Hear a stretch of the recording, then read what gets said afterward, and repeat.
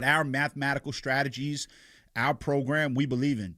All right. And when I tell you, we win I'll tell you when we win. When we lose, I'll tell you when we lost. When we lost UCLA, the first segment, I came in, hey, we lost last week. I said that. Last week, we won Texas State, plus 160 on the money line. We have another false favorite today that we absolutely love. It's higher than plus 160. We love it. We feel it's going to win outright. So the phone number to call to get that is 888-9-WIN-NOW. That's 888-994-6669. If you are a smaller player, go visit TakenVegas.com. There's 10 great handicappers there. They charge $29 each. If you're into some other stuff that you want to look at, go check out girlsthatgamble.org. I mean, there's a lot of things that we offer here, but when you want to treat this as an investment and a business, which is the only way possible that you will have success in sports wagering. If you bet 4 to 5 games a day for 6 to 7 days a week for no money management, you will not win. I cannot say it any clearer than that. But if you bet 3 to 5 games a week, okay, select with patience, with a money management system that we help you guys with, you can have success. And no one can argue the point with me. Do you want to know why? Because I've been on radio for 20 years. I send these shows out. The FCC hears it. The lawyers at Odyssey, iHeart, Cumulus hear it. Everything hears this show. If I come on and lie, I will end up getting sued. Okay? So everything we say on this show, factual. Has to be. 888-9-WIN-NOW is the number to call. 888-994-6669. Please do this with disposable income. Understand there is an inherent risk. Do it smart. Have some fun with it. We'll make you some money and start you off with a false favorite. We have that game for free. And again, next week, we have a college football game in a month on Saturday, and we have our NFL game in a month on Sunday. So next week is a huge weekend, so we want to make sure we win this weekend to set you up for that. 888-9-WIN-NOW, 888-994-6669. Free on a recorded line. False favorite. Guys, hope you enjoy listening to the show. Go check out TakenVegas.com, and we'll be back next week on Sports Investors Daily. This program was paid for by 1220 Enterprises. The opinions and views expressed are not those of local stations. Prior results do not guarantee future outcomes. Use of this information in violation of any federal, state, or local laws is prohibited. If you have a gambling problem, call 1-800-GAMBLER. This is the story of the one. As a maintenance supervisor at a manufacturing facility, he knows keeping the line up and running is a top priority. That's why he chooses Grainger. Because when a drive belt gets damaged, Grainger makes it easy to find the exact specs for the replacement product he needs. And next-day delivery helps ensure he'll have everything in place and running like clockwork. Call 1-800-GRAINGER, click Grainger.com, or just stop by. Grainger, for the ones who get it done. Oh, could this vintage store be any cuter? Right? And the best part? They accept Discover. Accept Discover? In a little place like this? I don't think so, Jennifer. Oh, yeah, huh? Discover's accepted where I like to shop. Come on, baby, get with the times. Right, so we shouldn't get the parachute pants? These are making a comeback. I think. Discover is accepted at 99% of places that take credit cards nationwide. Based on the February 2025 Nielsen report. You're listening to 95.7 The Game, KGMZ-FM and HD1 San Francisco on Odyssey Sports Station and the home of the Golden State Warriors and Valkyries. Always live on the free Odyssey app and now coming to you live from the Laughing Monk Studios. Live from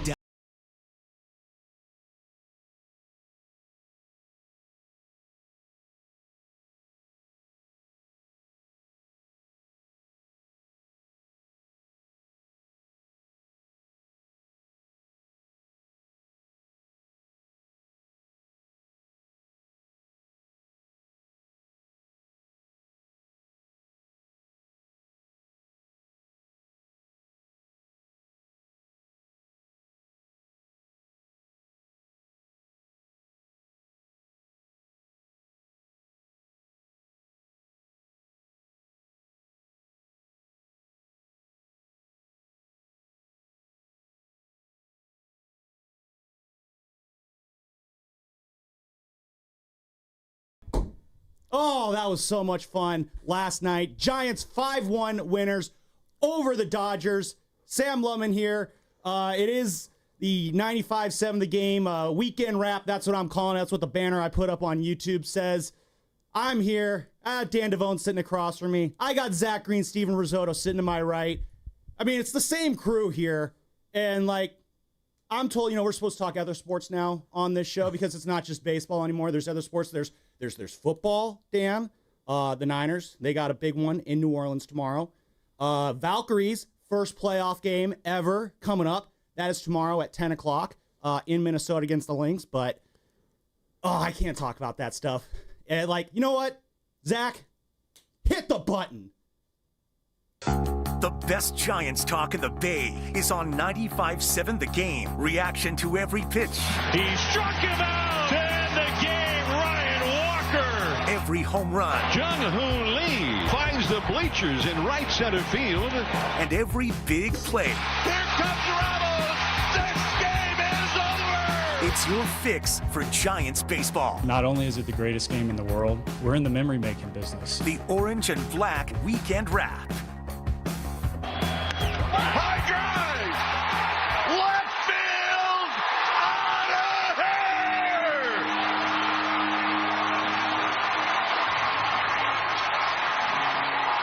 And we are going home!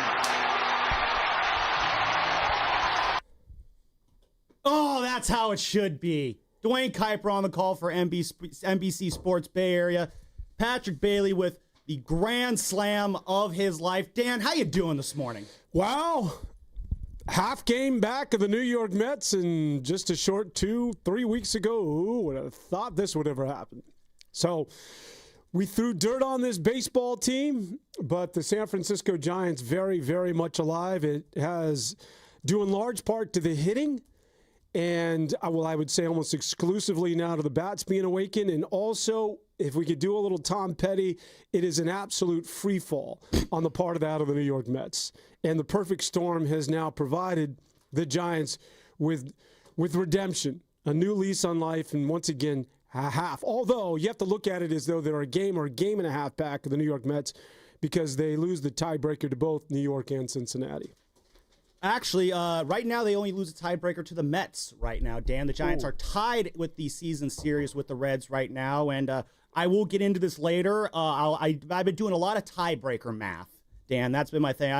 I'm like Jim Kornacki on election night when he's going through, this is where all the votes in Pennsylvania are at, and this is where all the ones in West Virginia are at. I feel like I'm Jim Kornacki trying to break down these tiebreakers. This is where the Mets need to lose. This is where they might win. We need the Reds to do this right here. The Giants need to take care of business on this day. So I will go through that in a little bit because it is a little confusing, so I'm going to try and break it down very simply. But I do want to say, Giants fans, the tiebreaker math right now very much favors the Giants in this this chase for the 6th wild card spot. Well, not with the Mets, though, right? No, they do have to finish ahead of the Mets. Yeah. But when you look at what the Mets have coming up on their schedule, combined with the way that they are playing, but as far as the tiebreaker, that goes to the Mets. There's no... Well, yes, that is correct. Yeah, if the Giants and Mets finish with the same record, the Mets do have the tiebreaker. So when you see them a half game back, it's almost as if they're a game and a half back. Correct. Or correct. full game back. But forgive me for putting the cart before the horse here, Dan. The way the Mets are playing right now, I'm not all that worried. They are having one of the all-time Mets implosions right now, which is really saying something considering that the Mets are like the architects of some of the greatest disastrous implosions throughout Major League Baseball history. They are putting together an absolute all-timer right now, and the Giants are taking advantage of it. The Mets have lost 7 straight, and the Giants 4 of their last 7 in that span. Couple games they left on the table. That game last Saturday in St. Louis, that was a gut punch there. The loss on, Wednesday to the Diamondbacks. Carson Seymour roughed up in that first inning there. He's got a home run problem. You don't like seeing that. So those are a couple missed opportunities there, but they're a half game out. They're a game up on the Cincinnati Reds, who the Giants also, again, are tied season series-wise, but in the second and third tiebreaker scenarios I'll get into later, Giants are very much in the driver's seat there. They still have to take care of business, though. The Giants do not have full control of their own destiny. They have to win games. And the way they are playing right now, that is not as big of an ask as it was. Winning baseball games is not as big of an ask as it was maybe a month ago. See, I see this a little differently. I think that it's going to be a challenge because the Mets are bad, but the Giants are also really vulnerable right now. And we can get into that. And I'm not throwing water on this. I'm just feels very like I got water on me. I'm just being the realist here. That, well, because we did this earlier, right? We dismissed the Giants and going to the playoffs. Now all of a sudden we're dismissing the New York Mets. Yes, they've lost 7 in a row. Their pitching is woeful. I just left New York City, and let me tell you something. If you're doing a show on WFAN, which is one of our affiliates out in beautiful New York City, the board is already lit up because Met fans and, just my man out, and we'll go out to Queens, New York on line 3, and all they want to do is I can't wait to hear from Richie and Mitch today. I hope we get them back to back. I am so excited for that. Excited to see everybody on YouTube. Shout out to those who are watching us on YouTube this morning. Brought to you by First NorCal Credit Union. And shout out to everyone on the Boxer and Gerson Work Injury Attorneys text line. Giants fans, I need to hear from you guys today. Who was at that game last night? It was a packed house last night. And Giants fans, way to show up last night. There was a lot of Dodger fans there. I was not thrilled with the number of Dodger fans there. Granted, my expectations are high there. The second a Dodger fan walks into my ballpark, I have an issue with that. But they did not take over center field like they have in the past. There was no sea of blue grossness out in left field like there has been in the past. First base is lost. Yeah, we do not have the first base side. That happens in baseball. But our ballpark, Dan, that was a Giants ballpark last night.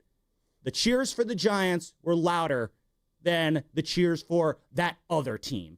The boos for that other team were louder than whatever those blue people could muster up in response to what the Giants were doing as they slowly trudged out of that ballpark into the cold San Francisco night wearing yet another painful loss. That might have been one of the best Giants-Dodger games I've ever been at, Dan.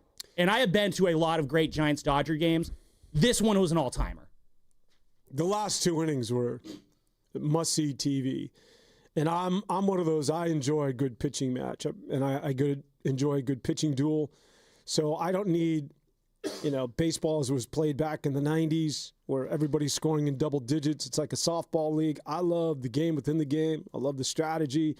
And I love what took place last night. And, yeah, the crowd was there, but come on, it's September. You're in a pennant race, and the Dodgers here. It better be predominantly Giant fan base, vocal, clearly a one-sided crowd, although we know the influence that the Dodgers have had over the last couple of years.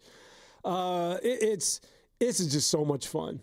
That's all I'd say at the end of the day. Pennant races, it does not get any better than this. Scoreboard watching and then taking on your rivals, that being the Los Angeles Dodgers, and them being as good as they are. We can hate on them, but we recognize just how good that team is. And they're vying for, now it's important to get the number 1 seed. That is real business when you're talking about seeding right now. So while the Giants are trying to get the wild card in the last spot, it's also vital for the Dodgers also to get the number 1 seed, which right now belongs to the Milwaukee Brewers. And the way the Brewers are playing around, the Dodgers might actually end up having to get locked into that number 3 seed, Dan, as they are a whopping, get this, 8 games back. Sorry, 7.5 games back, because they are 7 games back in the loss column of the Milwaukee Brewers. They are, looks like 5.5 back. I'm doing some quick standings math in my head, of the Phillies. Dodgers are going to probably get that 3 seed, which means that if the Giants do sneak in and grab that 6 seed, we got 3 games in Dodger Stadium in the wild card round. Yep. And Dan, as someone who was sitting in our old building back at 865 Battery, watching Wilmer Flores strike out on a check swing 4 years ago to end the first Giants-Dodgers West Coast playoff matchup in our home ballpark, the opportunity to go down to L.A., because remember, the wild card round, it's 3 games at the higher-seeded team's ballpark. The chance to go down to L.A. and return the favor, that is just too good of an opportunity to pass up. Will it happen? Listen, The odds of that happening are slim. The Giants still have to make it into the playoffs, which is far from a guarantee. That's probably like Baseball Reference probably has them like 17, 20% right now. So the odds are still stacked against the Giants. And if they did make the playoffs and took on the Dodgers, yes, it would be David versus Goliath, and also Goliath. But the opportunity alone is enough to get me excited. Because the way the Giants are playing the Dodgers right now, the way they play them tough. And last night, that's the kind of win that makes me feel like if they can keep it going today, Giants, Dodgers, that would be an incredible first-round playoff series. Give me that opportunity. Need to get there first, though. Need to get there first. I don't want to get too ahead of myself right now, but I'm just still just buzzing about everything about how that game went last night. You got Rafi Devers, William Adames setting the tone in the first inning. Justin Verlander. My goodness, what a game from Justin Verlander. 7 innings, 1 run allowed, 4 strikeouts. That is the Justin Verlander that the Giants were hoping to see on the mound. Yes, give my future Hall of Famer a very loud round of applause. What a night for Justin Verlander. He has been on a heater, Dan. His last 10 starts, he's got a 2.44 ERA. That is 10th best in baseball. Not 10th best on the Giants, not 10th best in the National League, 10th best of all the professional Major League Baseball pitchers. That's dating back to late July. That's called a consistent, legitimate run of success. And that's what Justin Verlander's been doing. Okay, now I'm going to be try to be the voice of reason here. And this is great, because this is what we do, right? As fans, when the Giants were not good, they sucked, and they're not going to the playoffs, let's move on. They pulled the rug from underneath us in terms of our Giants show. And now the Giants are walking down the Mets and are relevant once again. Now, all of a sudden, we love Justin Verlander and the San Francisco Giants. Here they go. And somewhere in between lies the truth. And here's the fears that I have. And that is, yes, they're playing very well. But again, I'll leave it to you. This would be good cop, bad cop, perfect scenario. You being the good cop. Me being the bad cop, this has been amazing. But I look at the staff and I look at the bullpen and I'm like, how?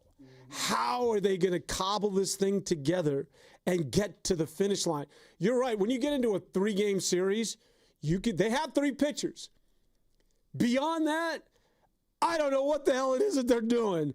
And then when you get to the bullpen, yes. Peguero's been amazing. Ryan Walker is your closer.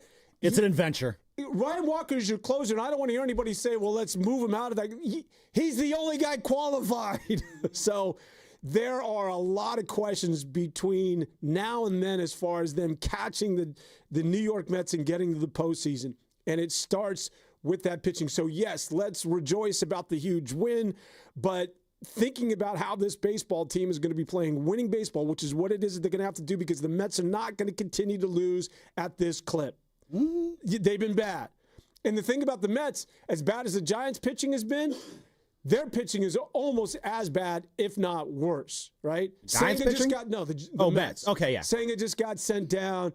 Manaya is going to get pulled from the rotation. They're going with 3 kids. It's a mess over there. So somebody's got to put this together with bubble gum and chicken wire and somehow get to the finish line with what is 2 beleaguered pitching staffs, both in the rotation and in the bullpen.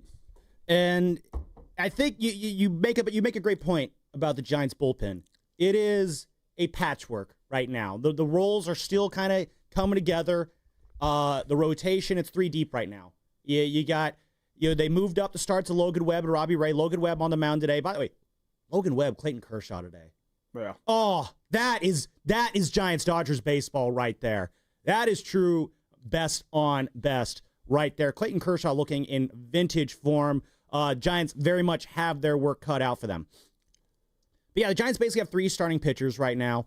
And then it's, you're hoping and praying with Carson Seymour on the mound. You're hoping and praying with Kai-Wei Tang on the mound. And then, the bullpen's been rough. And you got to credit Bob Melvin, though. You got to credit, because he is doing some incredible work with the Giants bullpen right now. that he had to basically reassemble on the fly. And shout out to Ryan Walker last night. He has been much maligned this year, whether it was at the start of the year when he was, made the closer with the intention of at some point we're going to yank you for Camilo Doval. I did not like how they went about doing that. He's had a back issue this year. He's had some mechanical issues this year. The first half was rough for him. He has been a lot better here in the second half of the season. And outside of that rough outing against St. Louis last weekend, Dan, he has been absolute nails out of the pen for the last month and a half, almost 2 months. And he came in last night in a 1-1 ball game and got probably the 1-2-3 inning of his life there in that top of the ninth inning to send it to the bottom of the ninth, keep the game going.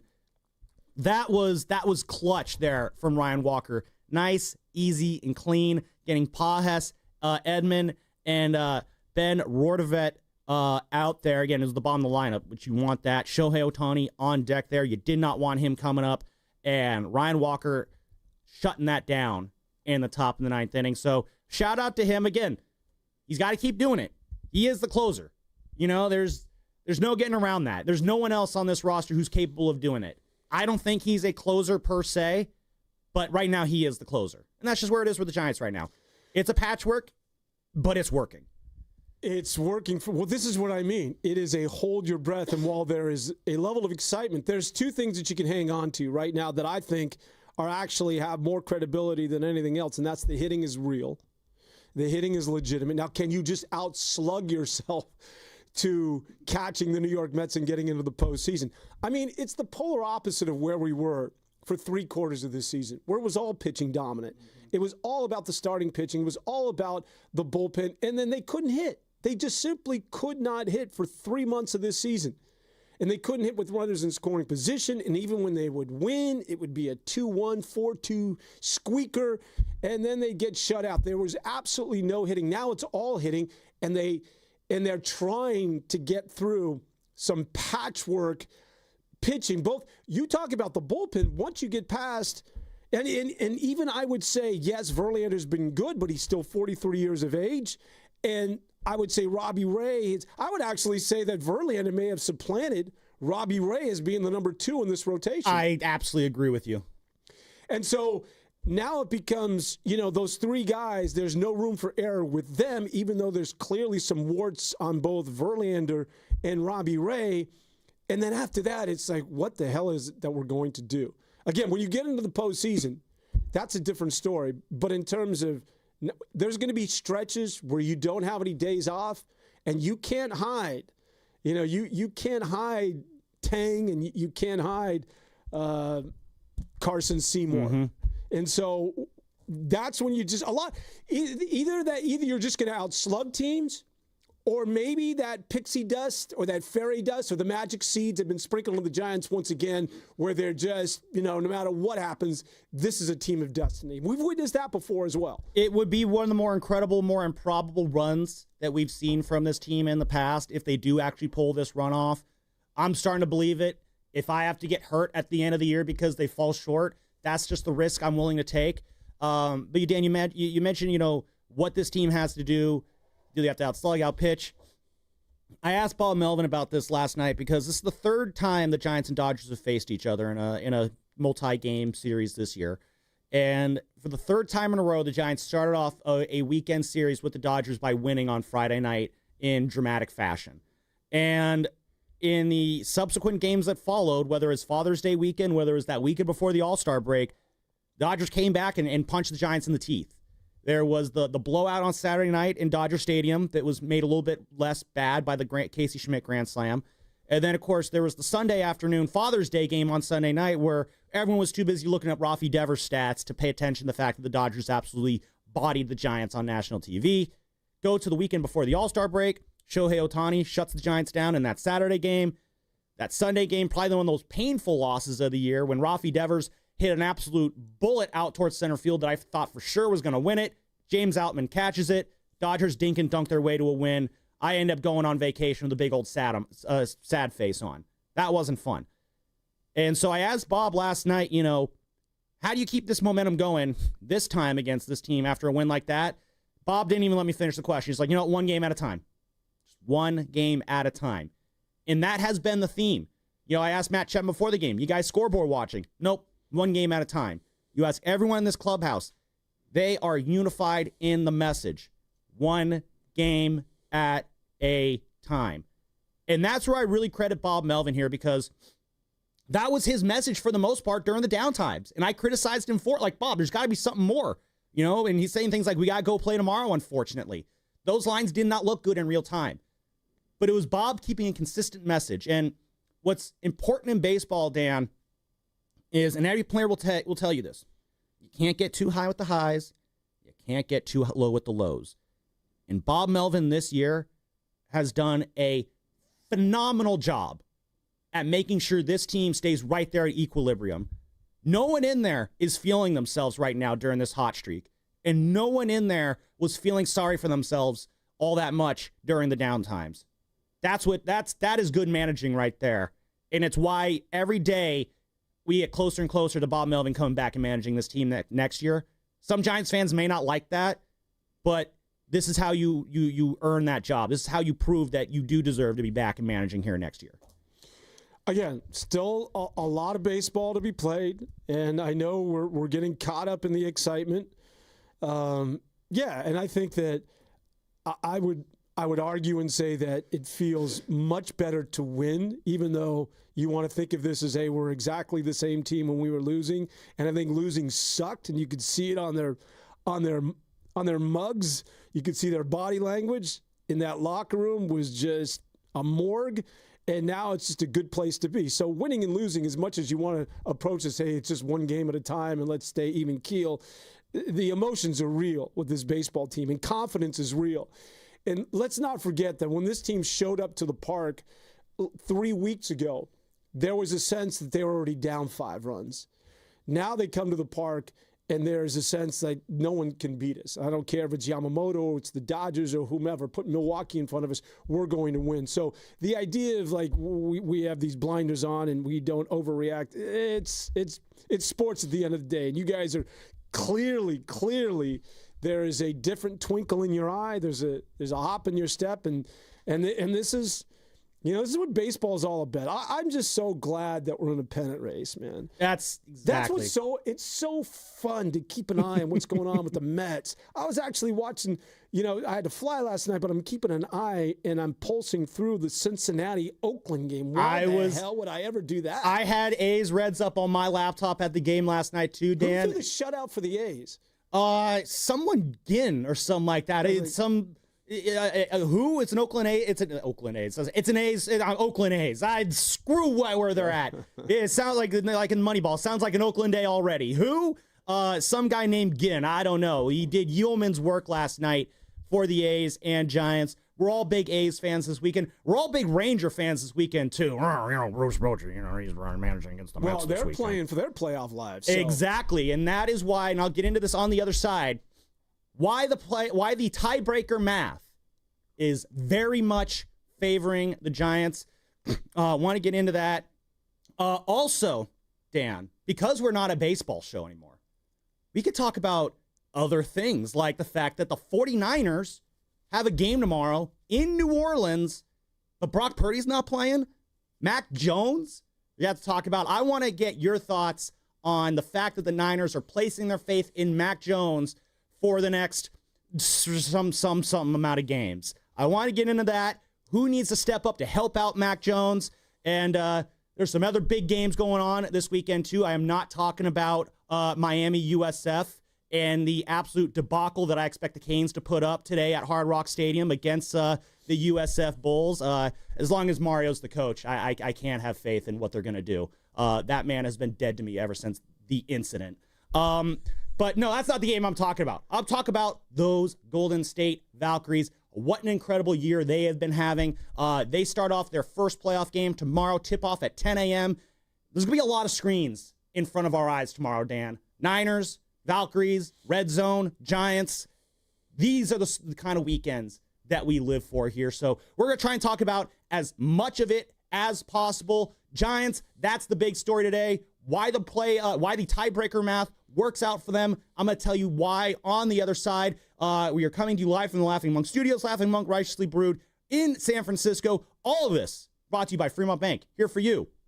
Here for good. If you're 55 or older and into that whole saving money thing, T-Mobile has an exclusive phone and internet bundle just for you. Right now, get 2 unlimited phone lines plus 5G home internet for just $30 each per month with autopay, plus taxes and fees. And with 5G home internet, setup is easy with just 1 cord and no technician needed, which is great if you're also into that whole keeping it simple thing. Switch now and experience the best mobile network in the U.S. Visit your local store to start saving.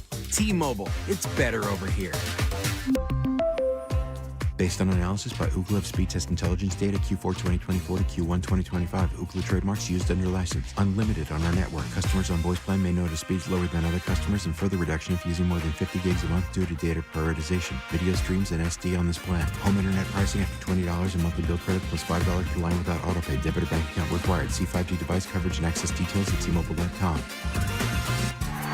Score big by saving lives with Stanford Blood Center. Donate blood between September 1st through the 30th and be automatically entered for a chance to win 2 club-level seats to the ultimate Sunday night showdown, San Francisco versus Atlanta at Levi Stadium. It's your chance to make a difference and experience the game like never before from premium seats with an unbeatable view. Every donation helps patients in need and brings you one step closer to the end zone. Learn more at StanfordBloodCenter.org/touchdown.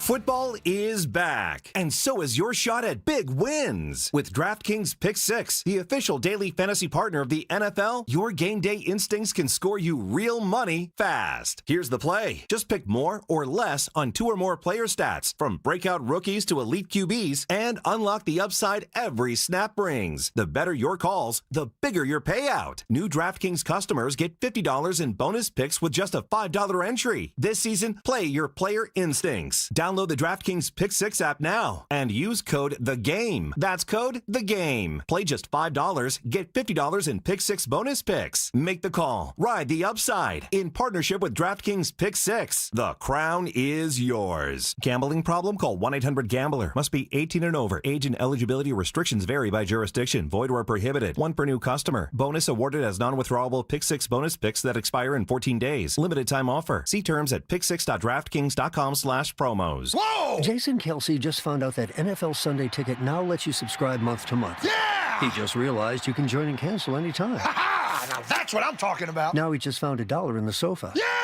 And he just saw a great parking spot open up. Look, just because Jason's easily excited doesn't make NFL Sunday Ticket month to month any less great. Right, Jason? Yeah. Get NFL Sunday Ticket month to month and cancel anytime. Woo! Sign up at NFLSundayTicket.com. Renews every month during the 2025 regular season. Cancel anytime. Terms and embargoes apply. No refunds. Commercial use excluded. O'Reilly.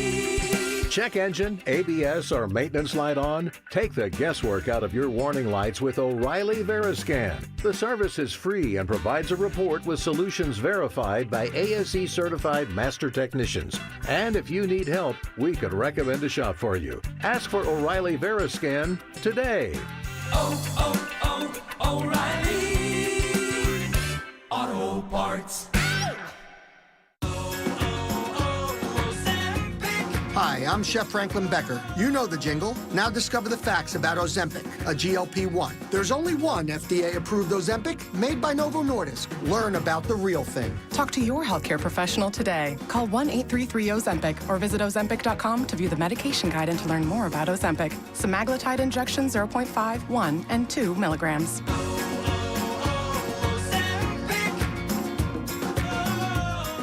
This is the story of the one. As a maintenance supervisor at a manufacturing facility, he knows keeping the line up and running is a top priority.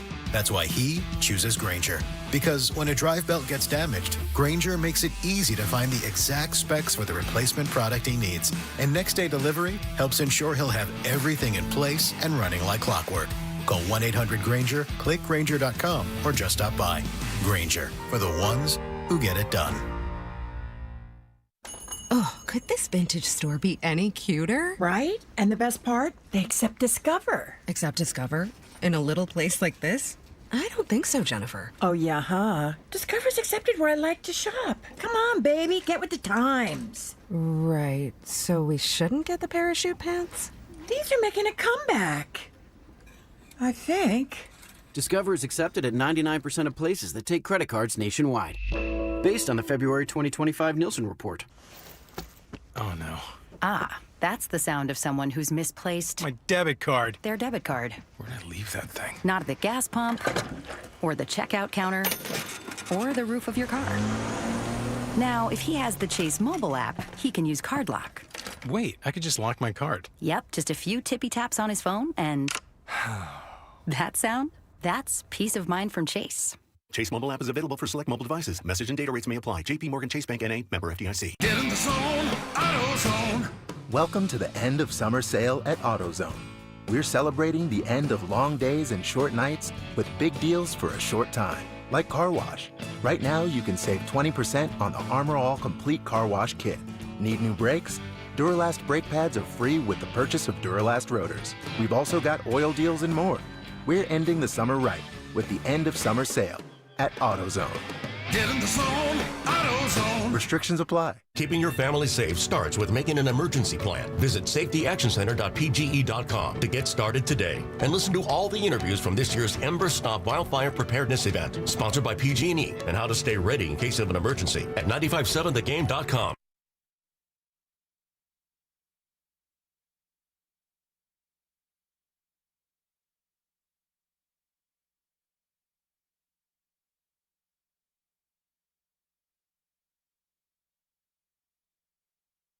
He's playing shallow in right field. Towards the hole. Chapman. And they got him! Now back to 95.7 The Game. What was that? The Chapman to Dom, or was that Grant? That was Chapman to Dom Smith.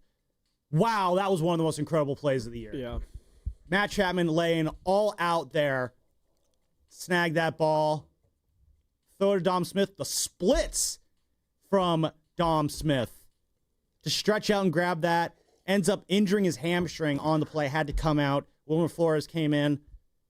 That's if you got to give a leg, you give a leg. And Dom Smith gave a leg last night for the Giants there. And I know we talked about this, but what do you do with it's not? See, that's the question. We're like, what do you do with Dom Smith because he's been so vital? But I think you need to rephrase that, because Dom Smith is going to get this one opportunity in life to cash in, and I don't think he wants to come back. It's not the Giants' decision to bring Dom Smith back. I think it's Dom Smith going to the highest bidder. I agree. I don't see a spot for Dom Smith on this roster next year if Bryce Eldridge is going to be on the roster, which sucks. But that's just the reality of it. There's no room on this roster. I don't see how you do it unless you make a debilitating trade that would hurt this roster. Not to mention they're all left-handed. Yeah, so I don't see the spot there. So enjoy Dom while we can. Bob Melvin, how's Dom Smith doing? Hold on. Zach, let's pot up. There we go. Here we go. Bob Melvin, how's Dom Smith doing? And obviously Dom had to go a little farther in his stretch to get it. He's got a high hamstring, maybe a little bit of a strain. We'll see how he is tomorrow. He's going to get some imaging tomorrow. We'll see how, usually those things are a little bit tougher, but I think it's higher, which is a little bit better. So we're not sure where it's going to go, but that just shows you in a game of inches like that, he has to get out there for a stretch and basically does the splits to get it and end up being a huge part of the game. So imaging today, hamstring injury. He grabbed it right away, Dan, and it did not look good. But we're going to learn more today on the fate of Dom Smith, because that would be that would suck to lose him for a period of time. He's become a vital member of this baseball team. And I have no idea who the replacement is. No, it's not going to be Bryce Eldridge. You're not bringing him up in the middle of a playoff chase of this magnitude. Maybe Gerard Encarnacion. Maybe he's ready to go. Maybe it's fifth. Let's get the news on what's going on with Dom Smith before we make sweeping proclamations for what is done to replace his place on the roster. 888-957-9570 is the number. Call me. Call me. Oh, thank call you, Peter. Me. Call me. Call me. There you go. I want people to call me. 888-957-9570 is the number to call. You can also text us on the Boxer and Gerson Work Injury Attorneys text line. I'd rather you call, though, because when you call, it's just more fun to hear your voice that way. And there's no voice, Stan, I want to hear more than the one I have on the line right now. Our guy, Mitch in New Jersey. Mitch, I know you stayed up late to watch that game. How long did it take for you to get to sleep after a game that was that freaking exciting? Good afternoon, Sam, Dan. Thanks for taking the call. How you guys doing? Nice to talk to you again, Sam. Yeah, you too, Mitch. I thought you were taking your sabbatical. One weekend off. Your boy needs a day off every now and then. I can't work forever, contrary to popular belief. Well, that was some game. At the way the Giants are playing and the way the Mets, this is a classic. If the Mets don't make the playoffs, the Giants would step right in. I don't think Cincinnati's playing too well either. So they were sellers, but somehow they're getting in and they're playing quite well. And Justin Verlander is the old Justin Verlander. So you gotta love it. Exactly. So, Mitch, how confident are you feeling about this playoff run here right now? Are you like me? Are you just jumping all in, ready to get hurt again, or are you still skeptical, or where are you at right now on this run? Skeptical. Still skeptical. Okay. Like I said, if you got Jason Naylor or Bichette before Toronto went on a tear, he's hurt by now. It would have been nice to have those guys. Anyway. That would be nice to have Bichette. I think he's a free agent, so no excuses this year. And Naylor's a free agent, so is Suarez. I mispronounced his name, the third baseman. He's going to have like 50 home runs too with Seattle. Yeah, Eugenio Suarez. Right. Yeah. Suarez. I love it. It's going to be great to see Houston and the Mets looking in from outside. But with the 49ers, just like my Raiders, I don't like that backup quarterbacks. I hope Geno's against Smith. And with the 49ers, I want to see Nick Bosa have a good game and just give the ball to I think we have 3 good running backs. Maybe they should take a page out of Charlie Taylor. I know he's before my time, too, but he was a running back converted to a wide receiver. That'd be good for Christian McCaffrey. That would really help our wide receiver core. I know he's a Hall of Fame running back, but that's just food for thought. Good food for thought. Thank you for the call, Mitch. There, still holding out for Josh Naylor and Bo Bichette. Yeah, we got to do an over and under on how much time on a Mitch phone call before he gets to Bo Bichette. Is it 30 seconds, a minute, or a minute and a half before we get our first Bo Bichette reference? No matter what, Bo Bichette. Pasta? Bo Bichette? Dude, how about the way he was pronouncing Eugenio Suarez's last name? I love that. Well, I like how he's like, I can't pronounce it, and then he takes the chance at it. So love to hear from Mitch, especially on a Saturday morning, talking baseball, talking football, talking everything. As we mentioned, as Mitch mentioned, the Niners do have a game tomorrow. Mac Jones versus Spencer Rattler. Ooh, that just gets the blood flowing there. Did a little dive on Spencer Rattler last night before the game. That dude sucks. Like, the Niners defense, if you allow this guy to get into the end zone, like, take a couple laps. Like, Spencer Rattler sucks. The Saints are terrible. They are an old team. You could throw on them. Like, Mac Jones, he's going to look fine tomorrow. I'm going to say it right now. Mac Jones is going to look fine tomorrow. Just do what Kyle tells you to do. You'll be all right. I expect a little bit more McCaffrey in the passing game, or probably a load similar to what he had last week. Ricky Pearsall, he could run wild on this Saints secondary. The Saints pass rush, it's okay. Cam Jordan, I've always had a healthy respect for him. But as the fire alarm goes off here, but we'll go down with the ship. So Saints-Niners, we'll talk about that a little bit later in the show. But I want to get into the tiebreaker math here with the Giants here, because Dan, I honestly think right now we're in a situation, if the Giants can get to 84 wins, they're 75-72 right now. If they can get to 84 wins, I think that'll be enough to make the playoffs. If you want to play a little bit of a bet here, Zach, I will kind of get into the tiebreaker math for the San Francisco Giants and why it can work out for them. First off, so for 84 wins, Giants need to finish out this stretch at 9-6. That gets them 75 wins to 84 wins. That means they can win 3 of their next 6 against the Dodgers. I guess we're just not going to do a bed. Okay, that's fine. If they could do that, there we go. There you go. And fade it down. All right. We're working through it today. A little bit more. All right.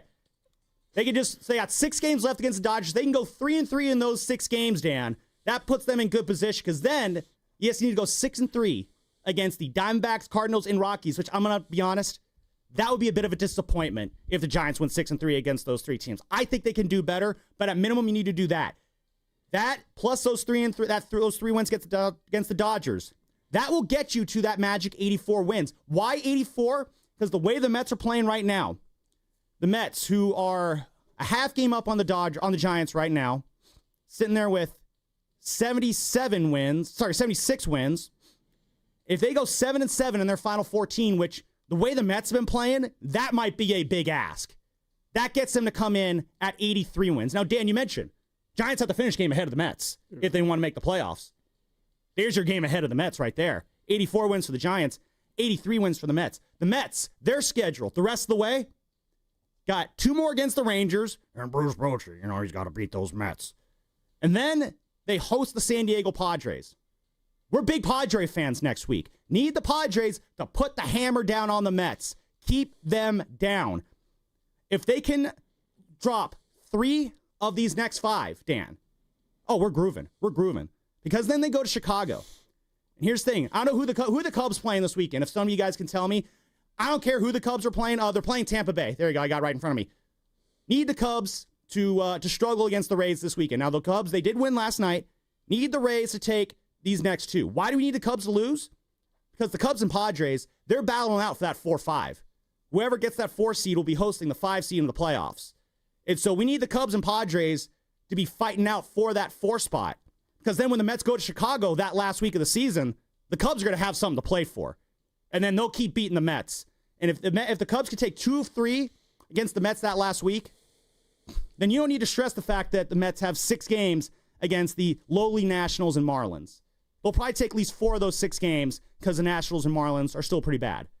In that situation, Dan, that would be 3 losses against the Rangers and Padres, 2 more against the Cubs, and then a couple against the Nationals and Marlins. That'll bring the Mets in at that magic 83 win number. So in that situation, Giants win the tiebreaker over the Mets because there is no tiebreaker. They're just in. But there's also the Cincinnati Reds. No one saw them entering the picture. 84 wins. Again, that might be their ceiling too.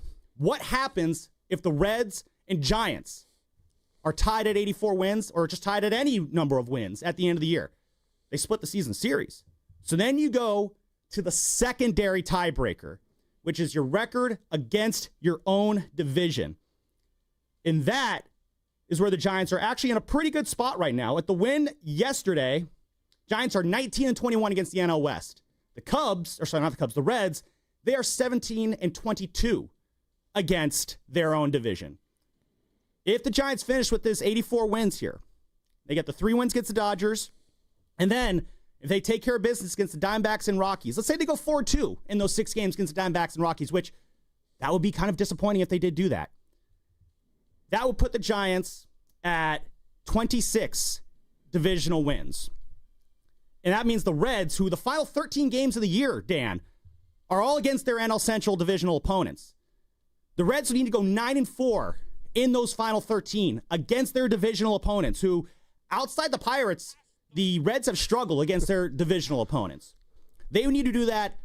But wait, that would just tie the Giants in terms of divisional record.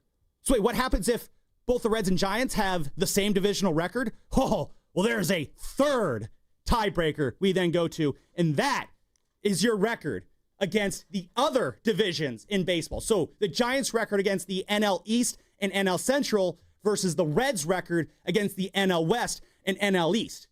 The Giants' record against those 2 divisions, 32-27 with 3 games left to play against the Cardinals. The Reds, however, they are 31-31 against the other two divisions of the National League. And they're done playing all those teams, which means Giants have already clinched that third tiebreaker. So if the Reds and Giants have the same divisional record at the end of the year, Giants will win that tiebreaker based on the playing against other divisions record. But what if the Reds finish above the Giants? It's very possible, but it's going to be hard. They still have to go 9-4 against their divisional opponents to finish out the year, but they need to take care of business against the A's this weekend, which is why Giants fans, we are big A's fans this weekend. Because if the Reds somehow take 2 of 3 against the A's this weekend, then that 9-4 finish against their divisional opponents would get them their 85 wins. But if the A's take 2 of 3 or sweep the Cincinnati Reds, then they're going to have to finish potentially 10-3 over their final 13 games against their divisional opponents if the Reds want to sneak into the playoffs ahead of the Giants. Now, why is that going to be difficult for the Reds to do? Well, they have to play. They're at St. Louis for 3. They're 4-6 against the Cardinals this year, Dan. They're not beating the Cardinals this year. Then they have to go and play the Cubs for 4 at home. That's why we need the Cubs. Go Cubs, go. Need them to keep trying hard. We need the Cubs to have something to play for. So I said go Cubs, go. Actually, it's whoa, Cubs, whoa. This weekend against the Rays. Need them to take a step back, so then they take a step forward later on. Need the Cubs to stay in this race here. And then, of course, they host the Pirates for 3. They're doing well against the Pirates, as I said. And then they finish off against the Brewers in Milwaukee for 3. Brewers might not be playing for anything either. This is all to say, Dan, when you look at, we can fade the music out now. When you look at, or just end it. When you look at what the Reds have to do, when you look at what we can expect the Mets to do, and then compare that to what the Giants need to do. The Giants just need to go 9-5 the rest of the way. I think you need the music until you're done with this bit about the tiebreaker. Well, basically, I'm done right there. The Giants still have to take care of business. Let's not get it twisted. Giants still have to do their jobs. They got to take 3 of these next 6 at minimum against the Dodgers. But then again, win 6 of those 9 against the Cardinals, Diamondbacks, and Rockies, which I honestly think they can do better than that. I think they can probably go 7-2 of those 9 games. All this is to say, the tiebreaker math for the Giants, so long as they do their jobs, it works out for them. If they do their jobs, get to 84, maybe even 85 wins, the path that the Mets are on right now, it's going to be very difficult for them to reach that mark. The path that the Reds have to take, although attainable, it's going to be very difficult for them to reach that mark. I like what the Giants have to do the rest of the year versus what the Mets and Reds have to do the rest of the year in order to make the playoffs. Can I offer you some oxygen? Can I please offer you some oxygen? Yes, please. Give me talk for about a minute so I can start breathing again. Well, we apparently have not listened to a word that Bob Melvin is trying to impart on all of us. I am breaking this down so that Bob Melvin doesn't have to. I'm taking yes, I know, one game at a time, but I'm sorry, Dan, we're fans. We have to look ahead here. The math is there. I'm getting excited for this. I'm going to believe. I'm going to be hurt if they inevitably do fall short here because it's baseball, and baseball has a way of just kicking you in the heart. But I feel about as optimistic as I feel like I possibly could be about this team's playoff chances. I really hope all that I just gave out was easy to follow. Well, you lost me after the first tiebreaker, to be honest with you. My head was going to explode. Now, I get you. But I think, again, a lot of this just gets back down to who the hell's going to pitch for him. I mean, I'm sorry to oversimplify it in my world of logic, but who's going to pitch and who's coming out of the bullpen? That to me is what's going to determine their fate.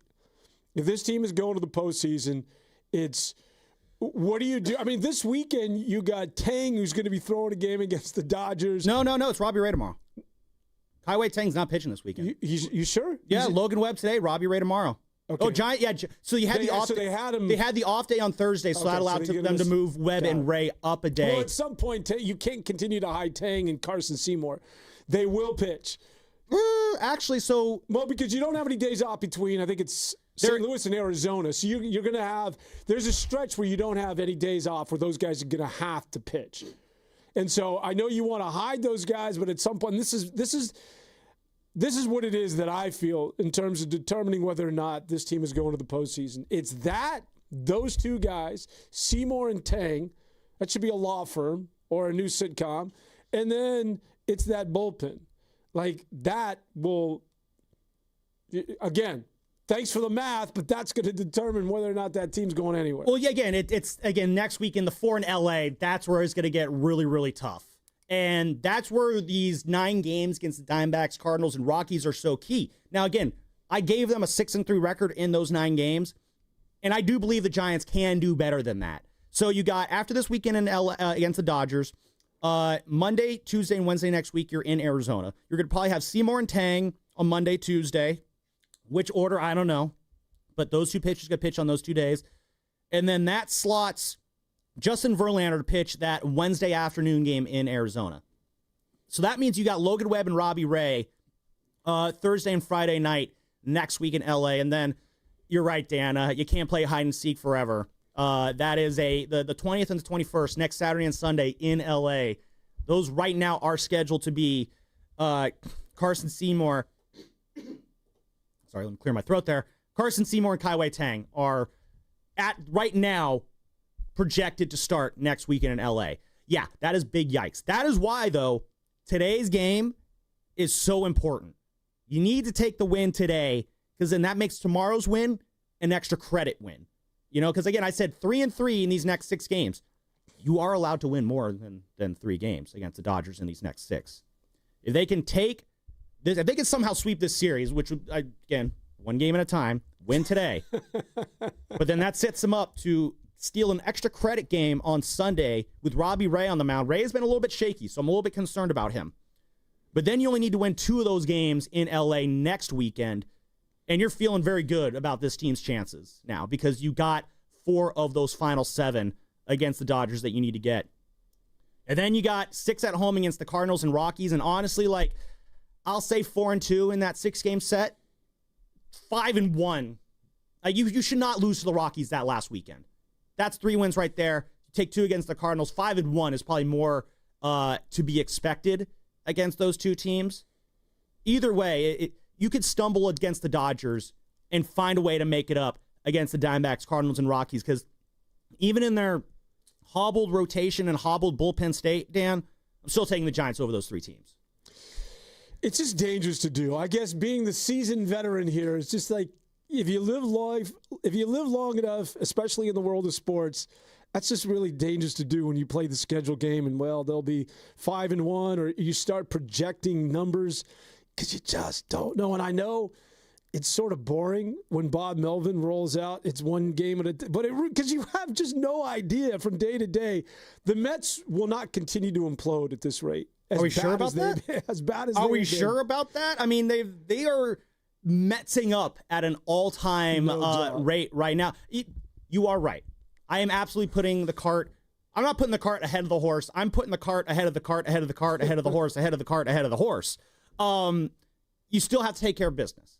All this is predicated on the Giants taking care of business. Nothing's going to get handed to them. Their destiny, it is kind of in their hands, though, in a sense. I think I said last segment that it's not. Here, talk about an all-time flip-flop.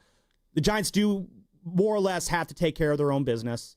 And if they don't, it'll be on them, because the opportunity is presented there in front of them to take advantage of where they're at in the standings, the schedule they have ahead of them, the way they've been playing. Yes, I am projecting at a dangerous rate.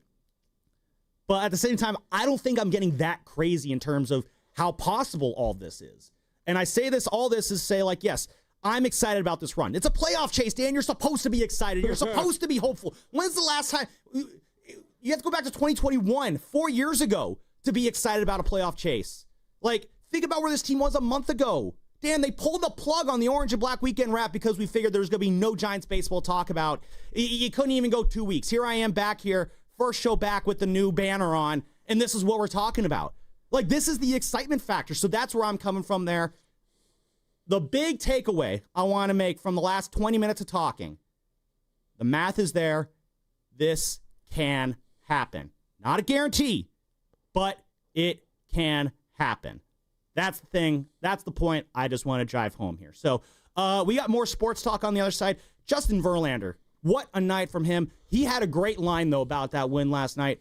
I want to play that on the other side. And then, I'm just so fired up about this game. I want to talk about some Justin Verlander stuff. Patrick Bailey, we got to give him his flowers as well. We'll do that on the other side. Plus, also want to get into just a lesson I'm learning from this baseball season. And I want to share that lesson at some point as well. We're all brought to you by Fremont Bank, here for you, here for good. More Giants talk, some Niners talk, all that coming up here. It's the 95.7 The Game weekend wrap. I'm Sam Lubman. That's Dan Devone. More on the other side.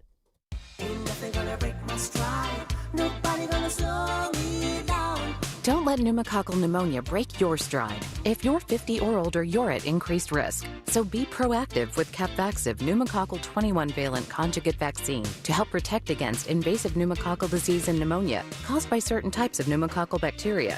Capvaxive helps protect against the strains of bacteria that cause about 30% more IPD cases than any other pneumococcal conjugate vaccine in adults over 50, according to national-level CDC stats. Regional variations may exist.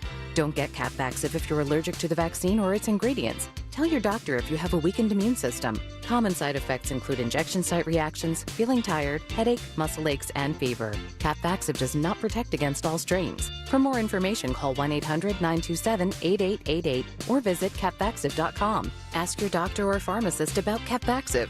Need help paying for your Merck vaccine? Visit merckhelps.com. Sponsored by Merck. Why is Macy's one-day sale the one sale you can't miss? For starters, you'll find our best prices of the month on fall's top trends, like $99.99 for trenches and barn jackets, diamond bracelets $249, and for cozy nights in, comfy sheets at $19.99 and under. Plus, it's Star Money Bonus Days, when Star Rewards members can earn Star Money faster. Not a member yet? Join for free online or in-store. Don't miss Macy's one-day sale today. Savings off already reduced prices. Exclusions apply. I am dedicated. I am TNT. With Team in Training, you will reach your best physical self so blood cancer patients can reach theirs. Change your life by joining a marathon, half marathon, triathlon, or a cycle event, and you'll change the lives of blood cancer patients. I am committed. I am TNT.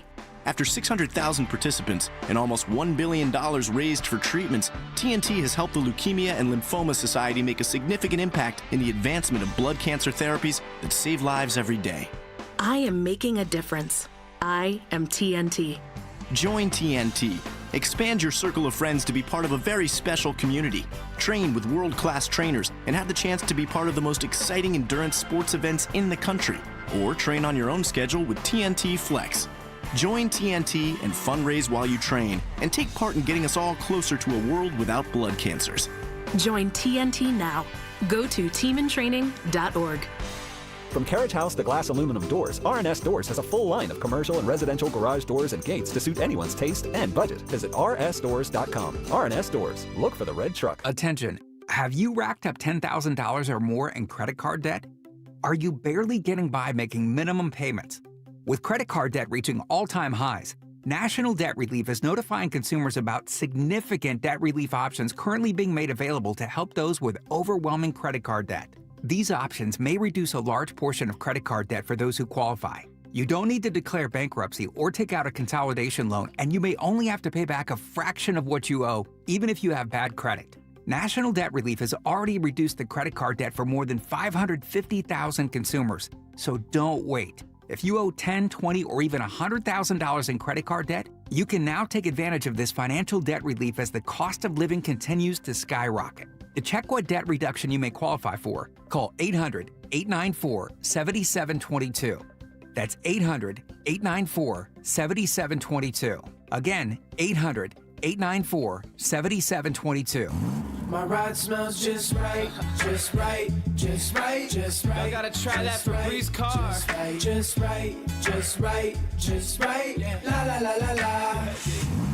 With up to 40 days of consistency, all over Febreze car clips right on your vent. You know my car's my happy place. Keep that smile on my face. When it smells just right, just right, just right. Yeah. Breathe happy Febreze. La la la la la. If you're 55 or older and into that whole saving money thing, T-Mobile has an exclusive phone and internet bundle just for you. Right now, get 2 unlimited phone lines plus 5G home internet for just $30 each per month with autopay, plus taxes and fees. And with 5G home internet, setup is easy with just one cord and no technician needed, which is great if you're also into that whole keeping it simple thing. Switch now and experience the best mobile network in the U.S. Visit your local store to start saving. T-Mobile, it's better over here.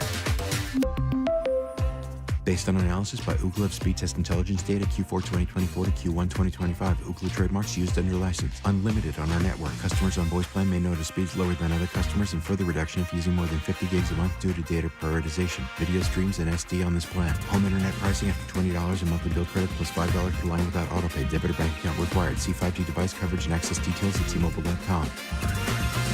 You're listening to 95.7 The Game, KGMZ FM in HD1 San Francisco on Odyssey Sports Station. Always live on the free Odyssey app, Twitch, and YouTube. Powered by First NorCal Credit Union.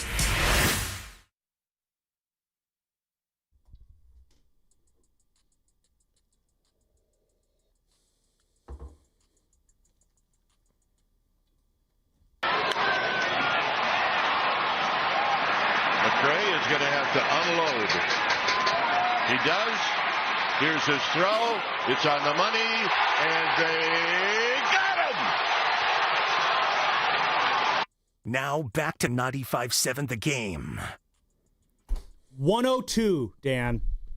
That is the miles per hour that throw from Grant McRae registered on the radar gun. The fastest outfield or hardest thrown outfield assist in the StatCast era. That was Grant McRae last night from right field. An absolute bullet. Is that right? Yes, an absolute bullet to nail Ben something. He was the backup catcher for the Dodgers. His name's not important enough for me to learn how to pronounce it. He's a Dodger, for crying out loud. That was one of the most incredible throws I've ever seen. An absolute laser, one hop into the glove of Matt Chapman to complete the double play and end the inning. And no, it didn't end the inning. You're right. Yeah, sorry. There's one out there, but it might as well have ended the inning in terms of just how everyone was feeling in that moment. Peguero threw like 3 pitches, and he got 3 outs. Yeah, no, Peguero, it was a very quick, so Peguero walks Shohei Ohtani, Betts flies out, McRae nails Roordavet at third, and then Freddie Freeman gets a quick ground ball to shortstop there to end it. Compare that to what happened in the bottom of the 9th inning. We had the bases loaded, Wilmer Flores up at the plate, and everyone's thinking that, Wilmer's going to be the hero again. It's a shallow fly ball to center field. Andy Pages, who's got a great arm out there in center field, makes the catch. Matt Williams inexplicably sends Grant McRae from third. McRae, who had just came into pinch run for Luis Matos, who had just came into pinch hit for Drew Gilbert, got thrown out by 5 feet. It was one of those, what in the bleep are you doing sending him there, Matt Williams? Bob, what happened on that one? Yeah, you mean you got to send him there. I mean, they got to make a perfect throw, and they did. The way that game went, runs were tough to come by. So their guy throws well in the outfield. Once it got to that spot where it's the bases loaded, we're going to try to get our fastest runner in there. So as far as that decision went, it was the right decision. Obviously, he made a great throw and he got thrown out. But for a guy that's been sitting around for quite some time to go out there and make that type of throw, right after that, there's plenty of things you could say were the plays of the game. I don't know that there was a bigger play in the game than that. That's a guy that's been sitting around for quite some time, didn't even know he'd be in this game. Next thing you know, he's got a ball and he's got to make a perfect throw to third. So he works hard every day. And he's our best thrower on top of it. Yeah, no, I hardly disagree. You did not need to send him there, especially with Matt Chapman on deck. You still had an out to play with there. Pages is a very good center field. He's got a very good arm, and again, it was a very shallow fly ball there. I get it. Bob wants to defend his coach and Matt Williams, who Matt Williams had a great send in the first inning, by the way. Willie Adames cranked a double out to the left center gap, and Pages, there's that name again, fumbled the ball a bit, picking it up, and great eye by Matt Williams, seeing that Pages was, playing hopscotch with the baseball out there, waving Rafi Devers home. And Rafi Devers, man, the way he's running these days, think about it. Remember, Dan, a couple months ago, I'm saying I don't want Rafi to run at all because of how painful it was watching him run. Yeah, no, those days are long gone. That was a great send in the first inning to get the Giants on the board. Rafi scoring from first on that play there. And then as good as that send was in the first, that's how bad that send was in the ninth inning. Yeah, I disagree. And I know I'm sort of in the minority here.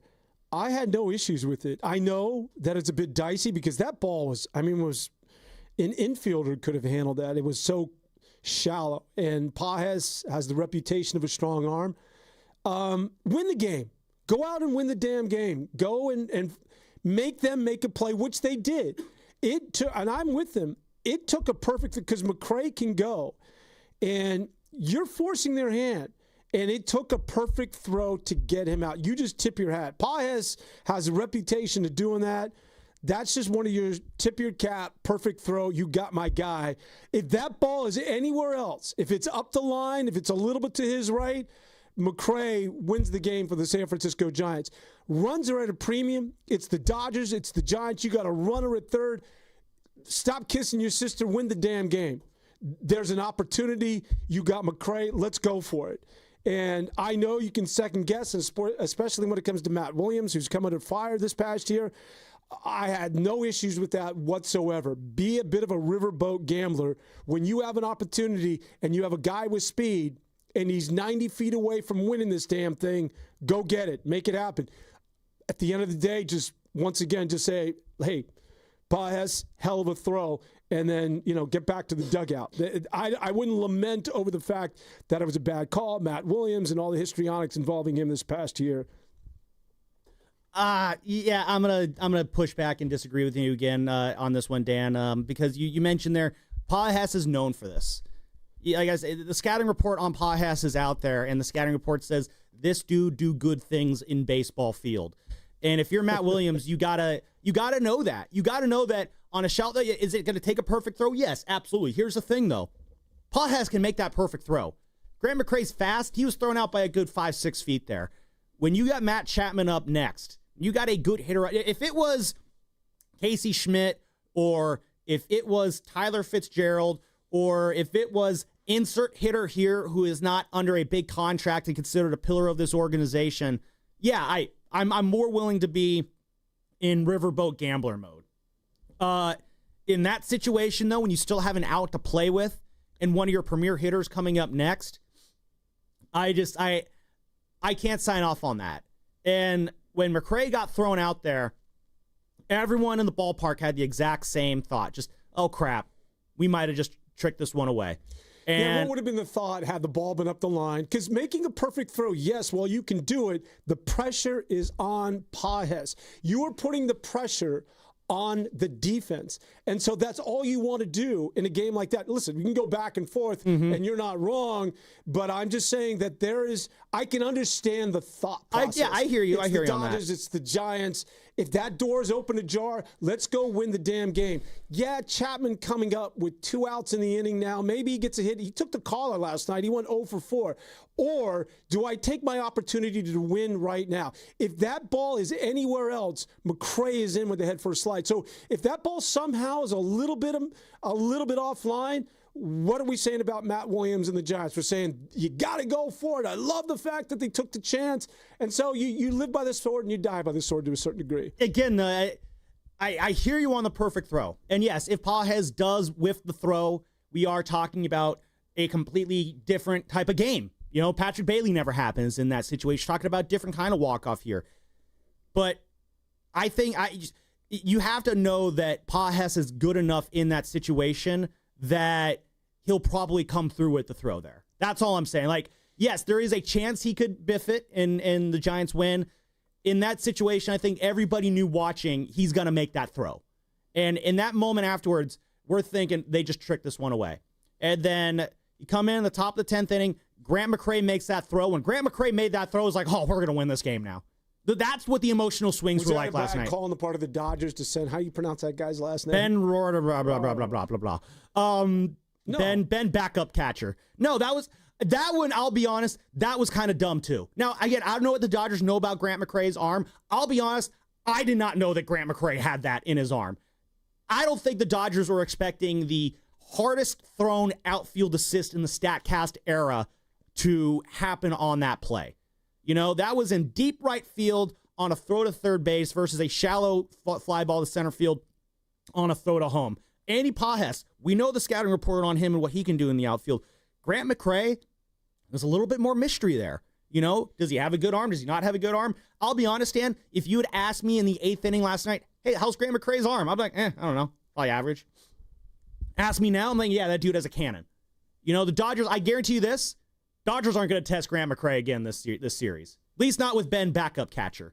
That's not, said again, it's the fact that it was the backup catcher probably helped because that throw, I mean, the hop, like when he threw the ball, he threw it on a hop right into Chapman's glove. Couple of hops. The hop came in before Ben backup catcher did. Roardvet. There you go.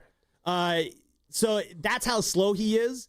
Again, maybe the Dodgers I'd be curious. I don't know if there's sound out there that Dave Roberts said post-game. Rizzo, if you want to do a little investigative reporting there and see if Dave Roberts has an explanation as to why Roardvet was sent there. We can get into that. The household name, Roardvet. There you go. I'm going to say it over and over again. And I have no idea what Robert said, but I'm willing to bet it's going to be very similar to what it is. Yeah, you got to send him there. Yeah. Bob Melvin, that they understand, these two veteran managers understand the personality of that baseball game, and we need to take our shot when we have it. Because there wasn't a lot of them for either team. The Giants, for crying out loud, prior to that walk-off home run, had 2 hits throughout the entire game. Yeah. So when I have a chance, I'm going for a win. I get it. You could say that Pajes has a great arm and can make that throw, but what are the percentages that he makes that throw 10 out of 10 times? Or out of 10 times? Honestly, I would say it's pretty high. I think he's that good enough to where that. I'll say this: if you replay that Wilmer Flores fly ball 10 times, and if you replay that Mookie Betts fly ball 10 times, I would say more times the Flores fly ball where Grant McCray gets thrown out at home plate, more times that play is recreated exactly the same way than the Mookie Betts fly ball that Grant McCray got Ben Roardvet out at third. I think the Grant McCray throw out is far more repeatable than the Roardvet. Ben backup catcher. I'm bailing on it. Ben backup catcher throw. That's how I look at that. I think it's just philosophically, both teams, both managers recognize that we have to go for it. Mm-hmm. Hey, listen, it's the reason why the Milwaukee Brewers are so good. The Milwaukee Brewers, nobody pushes the edge of the envelope like that in Milwaukee. Like running and putting pressure on a defense. Blue Jays, same thing. Is what it is that you want to do. Granted, it didn't work out. I would say Pajes, hell of a throw. Risky maneuver on the part of Matt Williams, but and I know I'm alone, I get it. And also, I will say this. Great job blocking the plate by Ben backup catcher on that one. We got to give I don't think Roardvet on that one. I don't think McCray ever touched the dish. No, he did not. That's again, if you had touched the plate while getting in there, if he was still called out, I'd probably be more willing to be like, yeah, you know what, I get the send there. It was risky, but I get it. The fact that he was thrown out 5-6 feet in advance, didn't even touch the plate, it makes it harder for me to truly justify that send there. And keep in mind, sending guys from third base has been an adventure all year for the Giants with Matt Williams. So there's that aspect as well that, if this was a situation where, all year long we can't even remember off the top of our head, 2 or 3 instances where Matt Williams has done that, that's a different situation. But Matt Williams this year, it's been rough for him at third base this year. It really has. I think this is the most we've ever talked about a third base coach ever in my time as a following Talking Giants baseball. The only other time we spent this much time talking about a third base coach is because we were laughing about how Tim Flannery is basically at home plate waving guys home. So he's been under a microscope this year, so that's going to add to it as well. Either way, though, McCray gets thrown out, Roardvet gets thrown out, and as a result, we ended up getting this.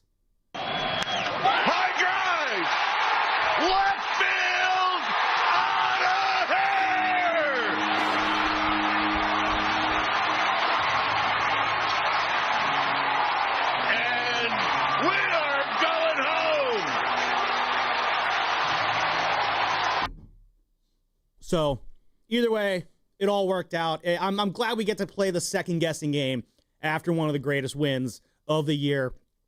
Speaking of the greats, we got one of them on the line right now. We're going to go all the way out to the ATL, the Night of Numbers, one of our legends here on the call-in line here at 95.7 The Game. Alex in Atlanta, how are we doing today, my friend?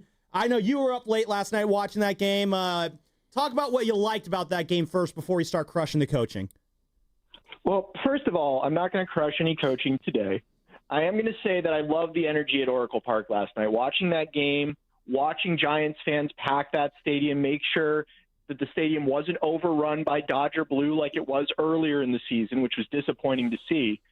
One of the things I wanted to talk about was the fact that something that makes sports, and in particular baseball, so great is that sometimes there are just things that statistics, analytics, long-form math can't explain. And we're seeing that right now with the run the Giants are on, the collapse the Mets are having, the fact that Patrick Bailey, of all hitters, the much-maligned Patrick Bailey, became the first player in MLB history last night to have a walk-off inside the park home run and a walk-off grand slam in the same season. You think about how long baseball's been around, and he's the first guy to do that? That's crazy to me. I'm at a point right now where I'm just enjoying the ride. I'm not going to criticize Bob Melvin at this point, this late in the season. I'm not going to talk about coaching changes, although I will say that, I do disagree with Matt Williams' decision to send the runner in the ninth. I get the point of, hey, you're trying to win the game. You got to be a riverboat gambler sometimes, but agree to disagree there. But I'm just at a point right now where if you can wreak havoc on the Dodgers going – the closing games of the season, if you can make a playoff push, just enjoy the ride right now, Giants fans, because you're seeing the potential that I saw in this team earlier in the season. I was disappointed when they went on that long losing streak in the doldrums of June and July and even in early August, where I was like, this is not the Giants team I thought I was going to see. The team we saw last night, the team that shows fight, the team that shows poise late in games, that's the team I had hoped to see all year, and I'm glad we're seeing it now. I just hope it's not too little too late. I mean, again, Alex, the math is there. I know you're a number cruncher. Listen, I'm going to get excited for it. I think it's definitely possible there. But again, I like his take, though. Just enjoy the ride. The Giants might make the playoffs. They might not. The fact that they're in position that we're even having this conversation, again, if it weren't for the Giants doing what they're doing right now, Dan, we're talking about, will Mac Jones and Ricky Pearsall be able to connect with each other tomorrow? Which, I mean, I don't know. I guess that would be a fun thing to talk about. But I'm having far much more fun talking about what's been happening on the baseball field for this team than getting myself worked up for a game that, all intents and purposes, I expect the 49ers to win handily tomorrow in the Superdome against a Saints team that cares more about getting a top 5 pick so they can draft Garrett Nussmeier and not have to, start that awful quarterback Spencer Rattler instead. No, we get to talk about something far more fun this morning on this wonderful September 13th here on a beautiful Saturday in the city. It is so foggy and overcast. I love it. You know what else I love is when we have Adam in the city on the line. So we're going to go to Adam right now. I know he's got thoughts on the Giants. Adam, how you doing today, my man? Hey, good, Sam. How are you, Dan? Good. I haven't talked to Dan since the weekend days with the Warriors a couple of years back, so it's good to hear both of you guys together. Hell yeah.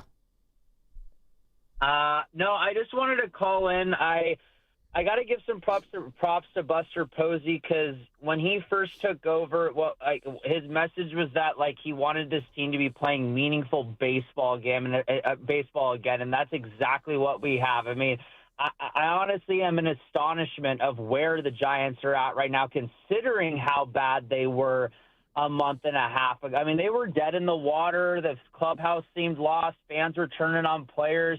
And, yeah, I completely agree with you about toning down, the Bob Melvin or with Alex in Atlanta, just to tone down the criticism.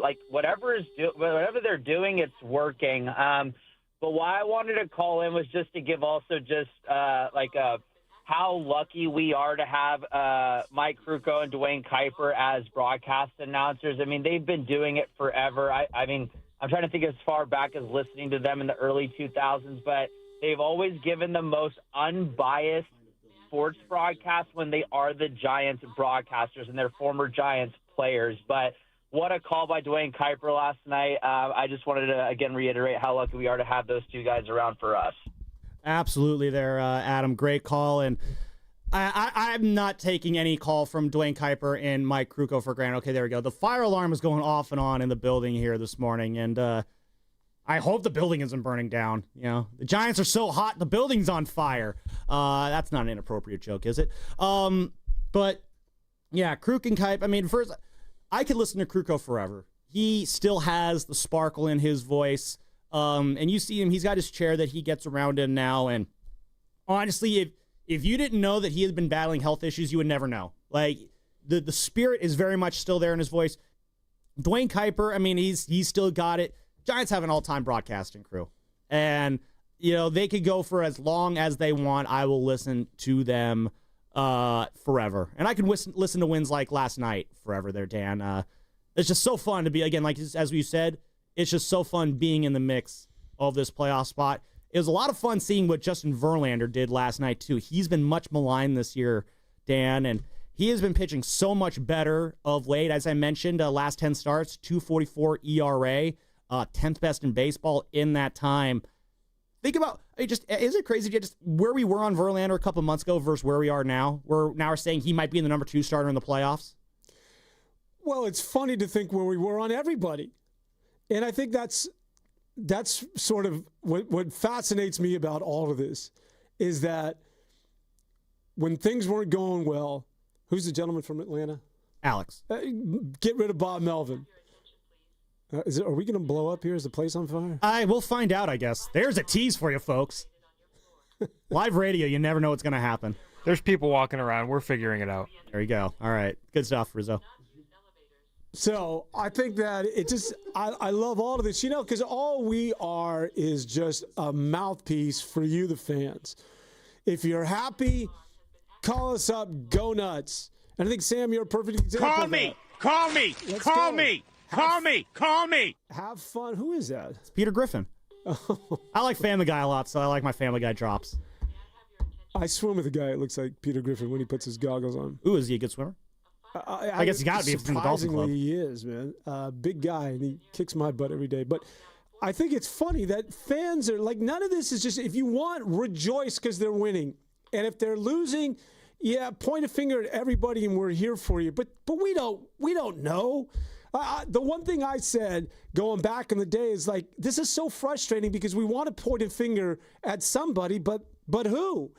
Is it Bob Melvin's fault? Kind of, but what is it that he's doing, right? People were all about Pat Burrell. What happened to that? Is there anybody on line 2? All quiet on the Western Front when it comes to Pat Burrell? Canes legend Pat Burrell. I can't wait to talk some Miami USF football with him today. And so it's not that the fans were wrong for going after Melvin or Pat Burrell, but you're just being a fan.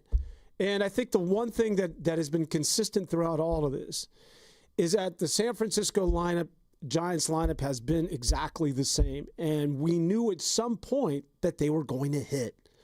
Do we know that it was going to be as effective as it has been over the last couple of weeks? Do we know that it was going to be as epic in terms of how many consistent home runs they were going to hit as far as games played? It's just this was it was sort of the proverbial powder keg, and as much as we had so much angst and we want to direct a lot of that anger at somebody, it was just like, no, they're just not hitting, and that's nobody's fault. But at some point, you would think that the law of averages are going to be just that, and they're going to put it together. And that's what I think what we're experiencing right now. But now the question becomes, the shoes on the other foot. Do they have enough pitching once again to get to the finish line? In Logan Webb, we trust today, and I believe in Logan Webb. I also believe in Theo in the East Bay, but we're going to get to him on the other side because we are up against it here.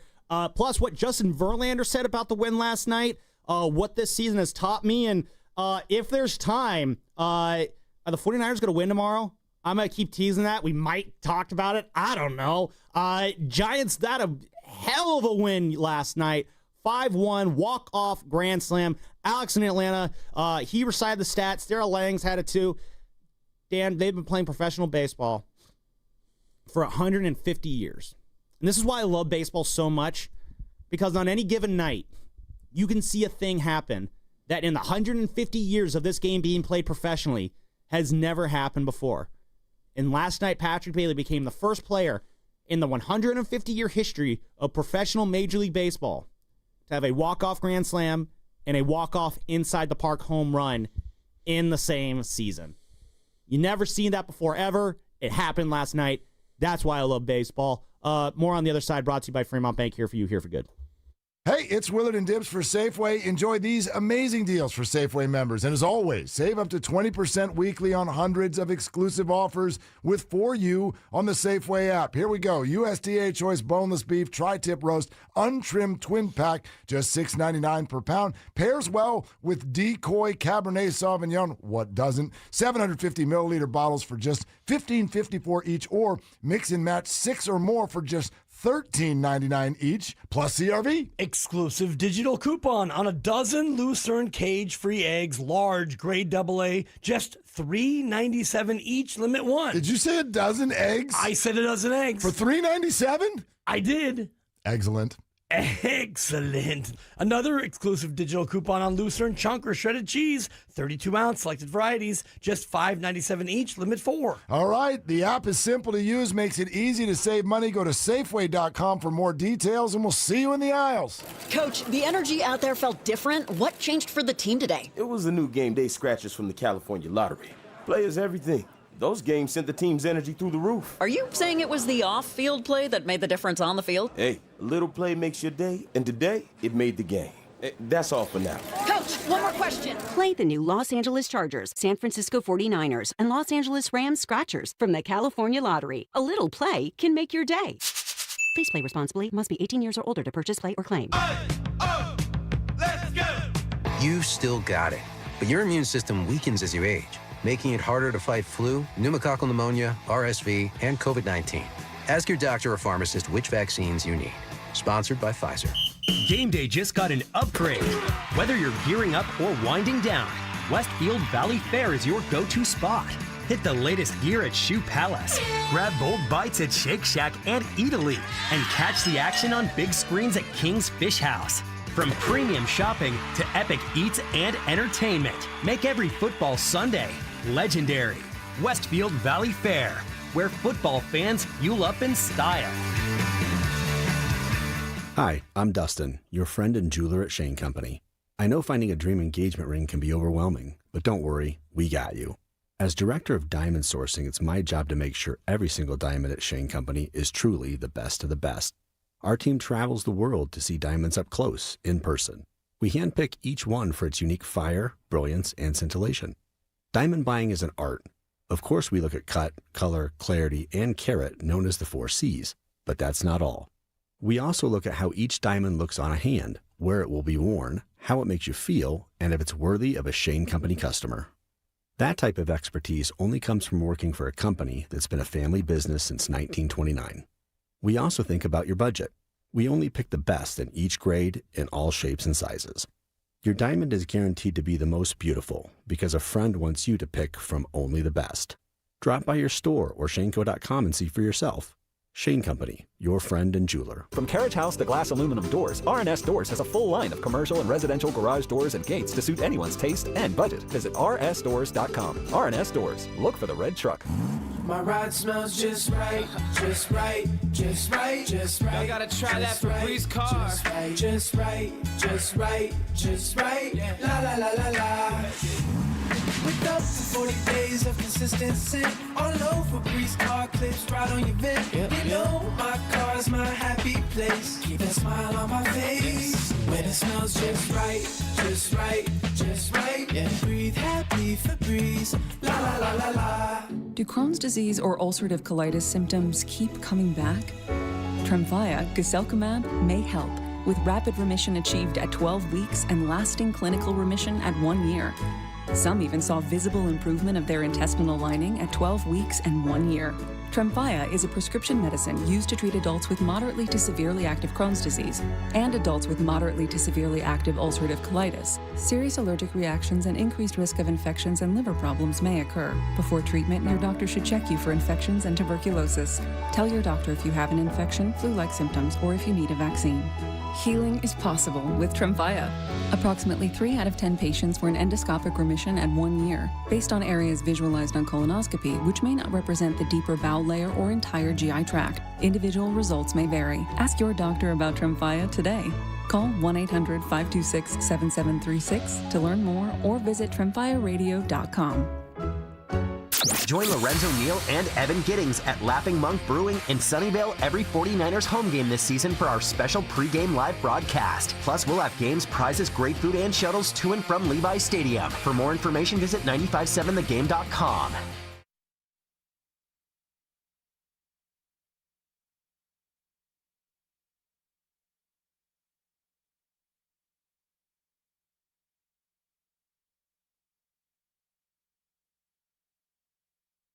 He's playing shallow in right field. Towards the hole. Chapman. And they got him! Now back to 95.7 The Game. That was Dwayne Kuiper on the call. Matt Chapman laying all out to feel the Andy Pajes ground ball. Throw out. Pajes at first. Dom Smith with the big old stretch there. Hopefully Dom's okay. Bob, what's going on with Dom Smith? And obviously Dom had to go a little farther in his stretch to get it. He's got a high hamstring, maybe a little bit of a strain. We'll see how he is tomorrow. He's going to get some imaging tomorrow. We'll see how, usually those things are a little bit tougher, but I think it's higher, which is a little bit better, so we're not sure where it's going to go. But, that just shows you, in a game of inches like that, he has to get out there for a stretch and basically does the splits to get it and end up being a huge part of the game. So we will. Bob is meeting with the media today. His pregame scrum is going to be at around 3:20. My guess is if information isn't made available before then, we will find out at that time what the deal with Dom Smith is and if he's going on the injured list or if he's going to be day-to-day. My guess is the Giants are going to try and get him as much treatment as possible this weekend and see if they can have him ready to go maybe tomorrow at best. It's a lefty on the hill today in Clayton Kershaw, so maybe they probably go with Devers at first and then Flores as the DH so you can have the extra righty in there. So you won't really need Dom until tomorrow when you take on Tyler Glasnow. Hopefully he doesn't need an IL stint because that would suck at this time. Yeah, and if that does happen, I would think you got to bring up a pitcher, right? But there's nobody there. That's the problem. There's nobody there. There's nobody. Mason Black, all of those guys, nobody's ready. No. I don't know what you would do in that situation. Maybe you go another hitter. Again, I don't know if you go Gerard Encarnacion. He's had like 6 at-bats this year. He's had to ramp up like 3-4 times only to get hurt again. You got Tyler Fitzgerald as an option. I don't know how likely of an option that is. It's not going to be Bryce Eldridge. You're not going to just throw Bryce Eldridge into the fray. It's like, all right, kids, sink or swim. By the way, we're trying to chase a playoff spot. I don't see that happening. I think we're on team. Boy, I hope Dom Smith is okay. One thing I do want to get into, and we'll do this after the caller, I do want to talk Buster Posey in what has been a really sort of, it's been a wild ride in his inaugural season as the president of baseball ops. And I think that there's, why not for the sake of conversation and poking the bear, or at least I'll direct some slings and arrows his way. All right. Well, before we throw some slings and arrows at Buster Posey, Florida State legend Buster Posey. Florida State off this weekend, though. But Miami, USF, they play at 1:30. Very little expectations there. Mario Cristobal, you're responsible for that. Take a knee next time. I'm assuming everybody knows you went to the University of Miami. Yes, if the Ed Reed jersey probably gives it away. Care about USF and Miami? Because I care about USF and Miami. That's why. No, I make it very clear that I am the Miami Hurricane alum. How was Cam Warden? He was pretty good. He was all right, right? If Calvin Ridley could catch a pass, Calvin Ridley's got skillet hands out there, just dropping everything left and right. Cam Ward, December 14th, come to Levi's. I will be at that game. I wonder if Theo in the East Bay will be there. He's definitely got some thoughts on last night's win that he wants to share. Theo, how are we doing as we go to line 1 there, Zach? There we go. What's going on, Theo? Guys? Yeah, what's up, guys? Thanks for taking my call. Hey, look, Dan, I'm glad you brought that up with Buster Posey because, it's been a hell of a ride this season, man, ups and downs. And, kind of the guy who's been holding it down has been the guy that he brought in, and that's Willie Adames. I mean, the fans were kind of concerned with his bat early on, and, he did struggle defensively. But I think now looking at the bigger picture, he's been the best everyday player this season for the Giants. And, his vibes are always high. And him knocking in Devers, even though it didn't count as an RBI, for me was which was weird, yeah. When I saw it go, I thought that was going to be the difference in the game. And then, the rest of the game happened. And, man, just real quick, that was probably one of the best games between the Giants and the Dodgers that I've ever seen. But, in regards to the whole season, man, Devers has been that main point in the clubhouse who's keeping the vibes high, and he's also playing great. So I did want to shout him out, man. He's doing great. And also, too, I am curious about Dom Smith. If I'm not mistaken, a high hamstring, that's just your butt, right? So we'll just see what happens. I hope. I think you're right. I think Devers is going to go tonight at first, and I'm okay with that. And then hopefully Dom is good to go the day after that. But, man, we got some good baseball ahead of us, guys. Cheers, boys. Theo, hold up. Don't hang up. Are you still there, Theo? Yeah, because you bring up Adames there. I want to get your opinion. In Adames' first year at this big contract, if he hits 30 home runs, how significant is that for you if he does that in his first year as a San Francisco Giant with the biggest contract the Giants have ever signed in their organization's history? Man, to me, I think he's gonna be worth it. It's still early on in that big, massive contract that he signed, but he's looking like worth every bit of every cent of that contract, and the future definitely looks bright for him in a Giants jersey. Awesome. Thank you very much for the call there, Theo, and I agree. In order to truly, I think, live up to a $182 million contract, the largest ever signed by the Giants. Again, the Devers contract is bigger, but the Giants didn't sign that one. They acquired it. In order to truly live up to that contract, he probably has to lead this team to a deep playoff run, maybe even a World Series championship. But 30 home runs in your first year as a Giant after the start he had. Remember, it might have been Mitch, New Jersey, called him the world's most expensive cheerleader at one point earlier this year. The amount of grief that I got about Willie Adames at the beginning of this season. Oh, I think we need to have the Willie Adames conversation. Like, what conversation? The conversation about how he's about to be the first 30 home run hitter this team has had since Barry Bonds in 2004. Like, that would mean something pretty significant. That would be really impressive, I think, if he did that. It would just be another feather in the cap for Buster Posey in a year where there might not have been a lot of feathers a month ago, but the feathers are starting to reappear now, Dan. Well, they're starting to reappear, and I guess I wouldn't direct all of this at Buster Posey because I understand, and a lot of this is just, hey, Monday morning quarterback, and it's always after the fact. But usually, if you're the president of baseball ops, and this is asking a lot, and I know I'm just trying to generate conversation here, the trade deadline. It would have been nice if maybe he's like, nah, you know what? I believe in these guys. And when I look at this team, and I know that my hand might be forced here because we've been so bad over the last 10 days. But just a week ago, I was on the fence. But I think Chapman's going to hit at some point. I think Adames and Devers and even Jung-Hoo Lee. I mean, again, what I always said is look at the back of the baseball card. These guys are proven ball players. But instead, he sold. And how nice would it be to have some of these guys in your bullpen, right?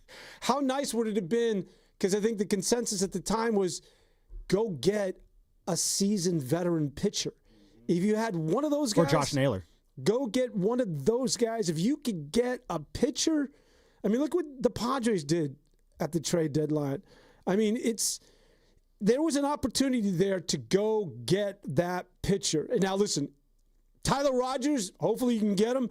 But I do like Cuckoo Gilbert. So Drew Gilbert is. I mean, that's been kind of like a deadline acquisition in its own right. And the life that Drew Gilbert has injected into this team. Bob Delvin was talking about a pregame yesterday, and there's nothing fake about Drew Gilbert. He can be very mild-mannered and calm. A lot of people could foresee that, including Buster Posey, if he was to be honest with all of us. No, absolutely. And here's where I'm not going to get angry about what Buster did at the deadline.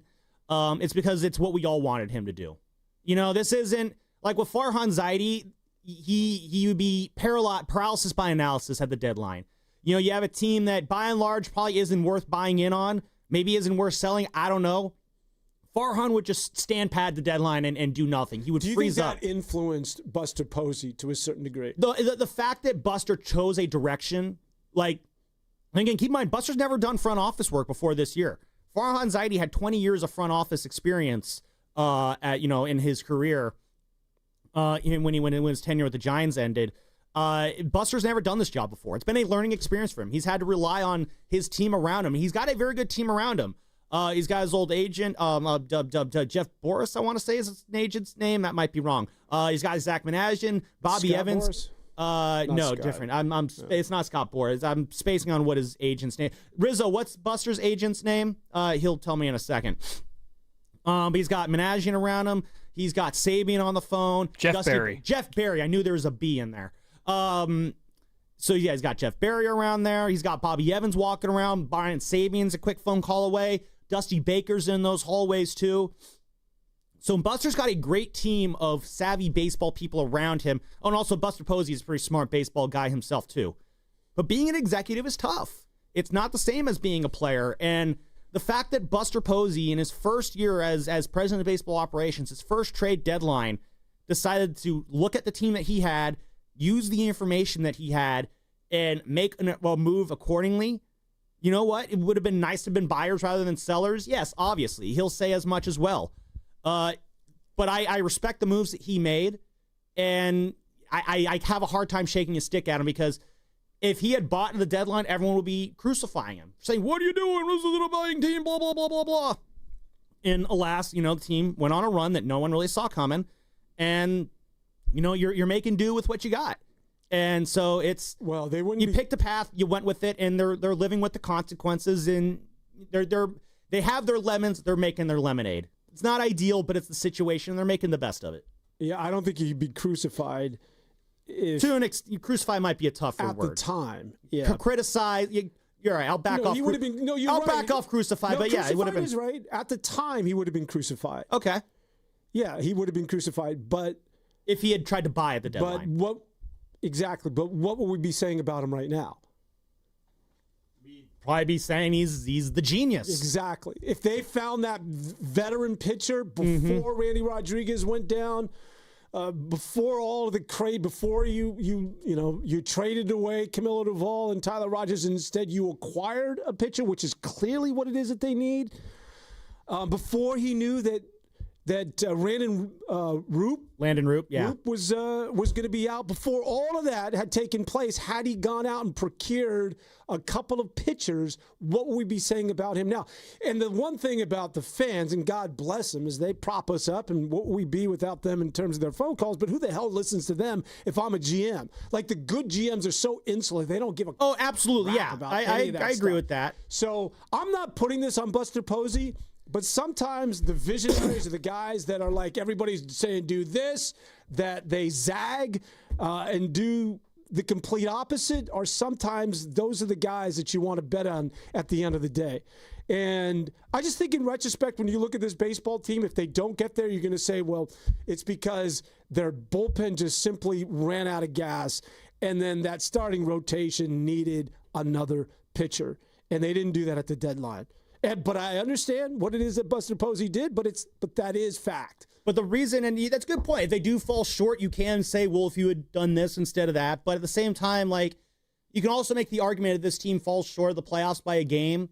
Like, for instance, let's look back at last Saturday. Giants have a 2-0 lead going in the ninth inning. Ryan Walker gives up 3 runs. If the Giants miss the playoffs by a game, or if they're tied with the Mets at the end of the year and the Mets win the tiebreaker, it's going to be very easy to point at, let's say, that game on that Saturday a week ago and say, well, that's why the Giants aren't in the playoffs. No, the reason the Giants aren't in the playoffs is because for about 2 months from Father's Day to mid-August, they all forgot how to play baseball collectively. And if you take that stretch and turn their awful baseball into just marginally good baseball, this is probably an 88-89 win team that Buster would have bought for. So to say at the end of the year that, that blown save against the Cardinals, or that blown, because I'm going to say this, the Giants are going to blow a game at some point here down the stretch. Everybody is. It's going to happen. It might happen tonight, and that would really suck. It might happen tomorrow. Might happen against the Diamondbacks. The Giants at some point in these next 15 games are going to blow a win in the 9th inning. That's just going to happen. And that is not going to be the reason why the Giants miss the playoffs. The reason the Giants are going to miss the playoffs is because there's a 2-month stretch where they played booty baseball and Buster Posey was forced to respond as a result. I get the whole, it would have been nice to add. I just like the fact that Buster picked a lane and ran with it. At some point, you just got to make a decision, and you got to live with the consequences. And for years under Farhan Zaidi, the Giants were years. This might be the one to stay pat. I know, ironically enough, but that's not how life works, though. That's not how baseball works. You have to pick a lane. You have to go for it. And the reason why the Giants were stalled in neutral for the last 3 years is because they had a president of baseball operations in Farhan Zaidi that was incapable of picking a lane and rolling with it. And so as a result, you know what? Did the Giants sell at the deadline? Yes. But I think they got better. I like Jose Butto in the bullpen. Blade Tidwell, for all I've heard, sounds like he's going to be very good. Drew Gilbert, I don't know what his ceiling is. His floor keeps going up and up and up as far as I'm concerned. Did he make this team better this year? Inadvertently, he might have. Not maybe. Probably not. In the future, though? Did he make absolutely. the team better this year? Probably not. Oh, I completely disagree. Well, no, sorry, no. Let me rephrase that. Let me rephrase that statement. No, I mean like no other single player that. No. I'm not talking about Drew. The moves that Buster made. Did they make the team better? Maybe, I don't know. I think moving off some of the pitching like he has, stuff like that. Honestly, he sold. If you want to, you know what, Dan? Let me rephrase this. Buster Posey sold off, and he still somehow made this team better. You know, because it didn't work out the way maybe you expected it to. The pathway from A to B is not always a straight line. There's zigs and zags, there's curves, there's twists, there's turns. Doesn't really matter how you get to point B as long as you get to point B. And the Giants took a different path to point B, and that's just how it is. But he made the team better this year inadvertently, and he's made the team better going forward.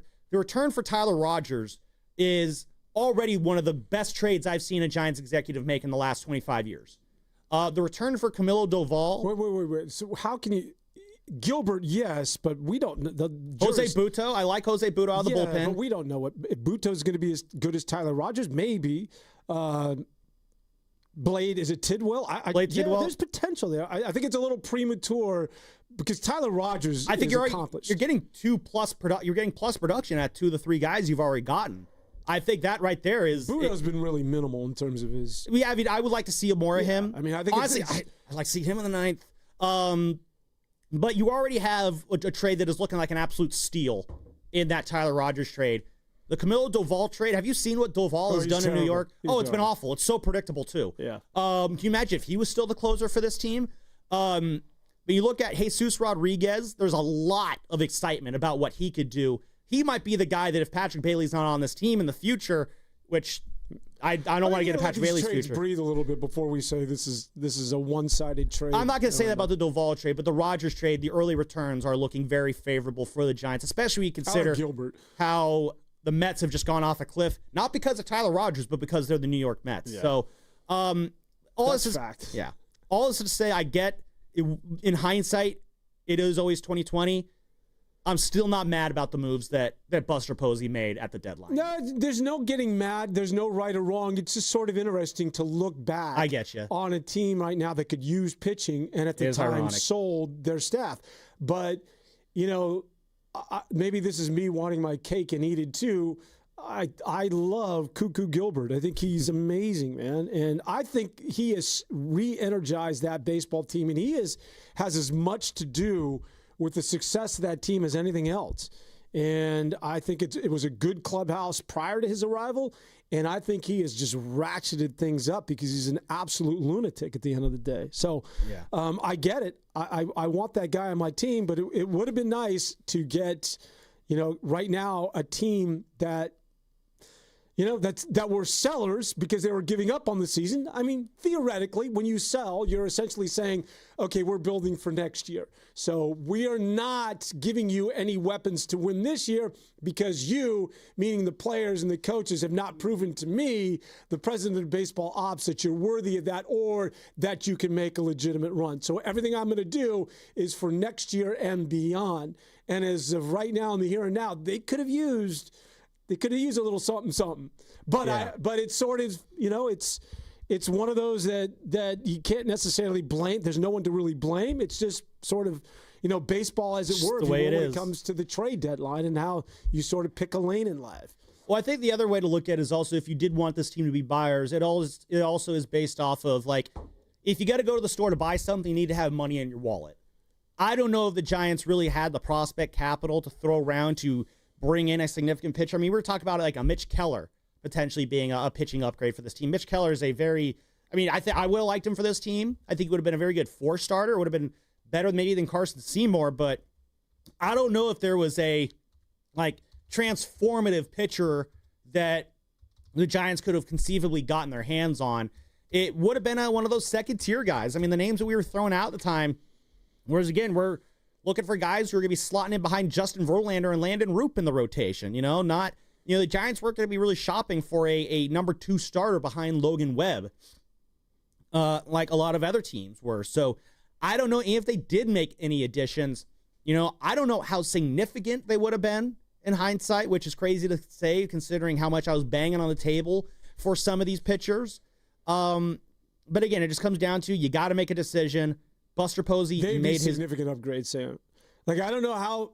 Maybe you and I have been going back and forth through this throughout the entire show that this pitching is bad right now. Bad. Like, anything is an upgrade. I don't think it's not that bad where anything is an upgrade. I mean, you still have 3 capable pitchers. And anybody that's a veteran pitcher that is on this staff is an upgrade from Carson Seymour. That's fair. Yeah. And I think anything is an upgrade from what it is that you're getting out of Tang. And I get it. Again, I'm not pouring water on things. I'm just being sort of the logical voice in the room that as we go forward and as you laid out all that math, this is just going to come down to, can they cobble together enough of a pitching staff and a bullpen to get to the postseason? That's where all of this sort of begins and ends. And a veteran pitcher, I don't care if he was a second tier or top tier or what have you, what is clearly something that this team could use right now. Yeah. No, you are right there. But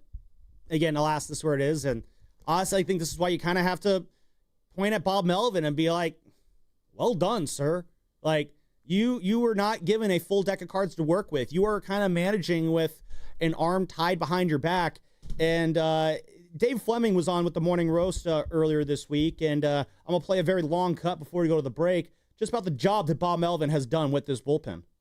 It's probably the number one job of any baseball manager is manage the bullpen. That's probably the hardest part of the job. And it's probably the part of the job where you have the most actual impact. It's not like, football, basketball, where you're scheming up X's and O's and let's diagnose and diagram a play to get us a win here. Like baseball, it just doesn't work that way. So where can you make your impact? You can make your impact in managing a bullpen. Bochy did it brilliantly for all those years. And Bob should get a lot of credit for finding a way to make those guys comfortable right away. And it's not just Bob, it's JP, it's Garvin Alston, the bullpen coach. Imagine his job this year. Imagine Garvin down there watching Tyler Rogers, Camilo Doval, and Randy Rodriguez walk out the bullpen door and never come back. And, you're introducing yourself to guys you've never met before. So he's done a good job with the psychology of that group, with Ryan Walker's ups and downs, and keeping him to where he's been a big contributor lately. All those guys get some credit for that because that is not easy to do. You look around baseball and you look at the bullpens that start to crumble and fall apart and games are being blown, and that definitely could have happened to this Giants team, and it hasn't happened. And again, I think that's where you got to give credit to Bob Melvin. He has steered the ship when you had some pieces missing, and maybe Buster should have added a starter, but he didn't. But credit to Bob Melvin for patchworking this together. So we are up against it here. Nick in Berkeley, I see you. We'll get to you on the other side.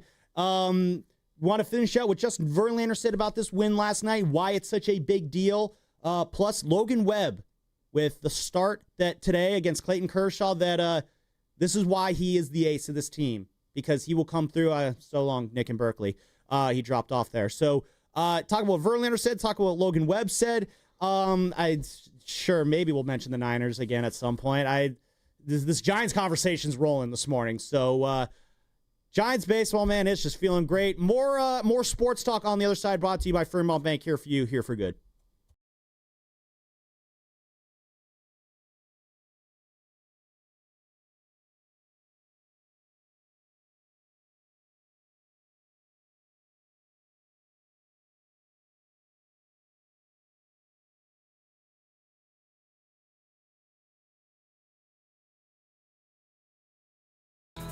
The broken coffee maker? That one's still on you, which means you'll save hundreds for your business and get the fastest mobile service with 5G cellular and Wi-Fi hotspots on us. But hurry, this deal won't last long. Get a mobile plan and free up the budget to maybe, I don't know, fix that coffee maker? Get mobile on us for 1 year, you guessed it, on us. Comcast Business, powering possibilities. Ends 10/9/25. Restrictions apply. New mobile customers only with internet standard service or above. Limited to value of one unlimited interline apply via 12 monthly internet bill credits. One discount per account. Fastest mobile based on mobile Wi-Fi and cellular data in service areas. Ookla Speed Test Intelligence 2H24. This year, the Valley of Hearts Delight fundraiser shines brighter than ever with our theme, Legacies Under the Lights. Step into History Park, glowing with restored historic neon signs from the History San Jose collection, and enjoy an unforgettable night of dining, live music, and celebration. All proceeds support preserving the stories and landmarks that make our valley unique. Tickets are now on sale at historysanjose.org. Join us for Legacies Under the Lights October 9th and help keep history shining for generations to come. Now it's time for the closer of the week. Presented by LiftMaster and RNS Doors. Turn your garage into the envy of the neighborhood. Visit rnsdoors.com. This week's closer comes from Vinay from San Jose. One of the best professional services I have seen. Victor identified the problem and replaced the nylon gear in the opener within minutes. He also fixed the squeaking noise of our garage door. Highly recommend for any garage repair. Recently, my garage door opener was not working. I was in need of a closer. I was put in touch with RNS Doors and they hooked me up with a brand new garage door opener from LiftMaster. With LiftMaster's MyQ connectivity, my garage door opener can be controlled right from my smartphone. You'll know when a door or gate has been left open and can close it with a tap, no matter where I am. Be one of the first 10 callers and receive 20% off a LiftMaster garage door opener. Call 1-800-FIX-A-DOOR. That's 800-FIX-A-DOOR. Or visit rsdoors.com. R&S Doors. Look for the red truck. Hi, I'm Dustin, your friend and jeweler at Shane Company. I know finding a dream engagement ring can be overwhelming, but don't worry, we got you. As director of diamond sourcing, it's my job to make sure every single diamond at Shane Company is truly the best of the best. Our team travels the world to see diamonds up close, in person. We handpick each one for its unique fire, brilliance, and scintillation. Diamond buying is an art. Of course, we look at cut, color, clarity, and carat, known as the 4 C's, but that's not all. We also look at how each diamond looks on a hand, where it will be worn, how it makes you feel, and if it's worthy of a Shane Company customer. That type of expertise only comes from working for a company that's been a family business since 1929. We also think about your budget. We only pick the best in each grade in all shapes and sizes. Your diamond is guaranteed to be the most beautiful because a friend wants you to pick from only the best. Drop by your store or shaneco.com and see for yourself. Shane Company, your friend and jeweler. This is the story of the one. As a custodial supervisor at a high school, he knows that during cold and flu season, germs spread fast. It's why he partners with Grainger to stay fully stocked on the products and supplies he needs, from tissues to disinfectants to floor scrubbers. All so that he can help students, staff, and teachers stay healthy and focused. Call 1-800-GRAINGER, click Grainger.com, or just stop by. Grainger, for the ones who get it done. Get in the zone, AutoZone. Summer's almost over, but the heat is pressing on. If you've got battery trouble, stop by AutoZone for free battery testing. It may just need a charge, and we'll do that for free too. If you do need a battery, we've got options starting at just $89.99. And we'll recycle your old battery for free. Now that's a strong start. Don't miss the end of summer sale, now at AutoZone until September 22nd. Get in the zone, AutoZone. Restrictions apply. Keeping your family safe starts with making an emergency plan. Visit safetyactioncenter.pge.com to get started today. And listen to all the interviews from this year's Ember Stop Wildfire Preparedness event, sponsored by PG&E, and how to stay ready in case of an emergency at 957thegame.com. This is the story of the one. As a maintenance supervisor at a manufacturing facility, he knows keeping the line up and running is a top priority. That's why he chooses Grainger. Because when a drive belt gets damaged, Grainger makes it easy to find the exact specs for the replacement product he needs. And next day delivery helps ensure he'll have everything in place and running like clockwork. Call 1-800-GRAINGER, click Grainger.com, or just stop by. Grainger, for the ones who get it done. At Straight Talk, we get it. You say no a lot. Mom, can I get a tarantula? No. Coffee? No. So we're giving you more reasons to say yes, like a free 5G phone with real unlimited data with select plan activation. Can I use the free phone? Yes. See? Doesn't it feel good to say yes to more? Absolutely. Face tattoo? Absolutely not. Available at straighttalk.com and Walmart. Taxes and fees apply. In-store activation of Gold Unlimited plan or higher required. For network management practices, visit straighttalk.com. You're listening to 95.7 The Game, KGMZ FM in HD1 San Francisco on Odyssey Sports Station. Always live on the free Odyssey app, Twitch, and YouTube. Powered by First NorCal Credit Union.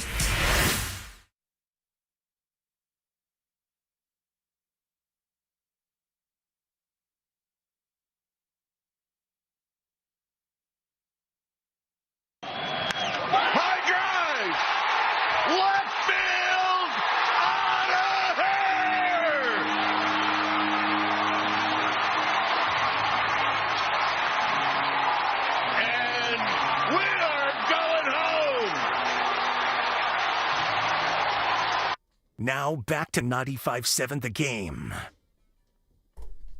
God, I love that call. Wonder what the Dodger version of that call was. Well, the pitch to Bailey. Oh, it's high out the left.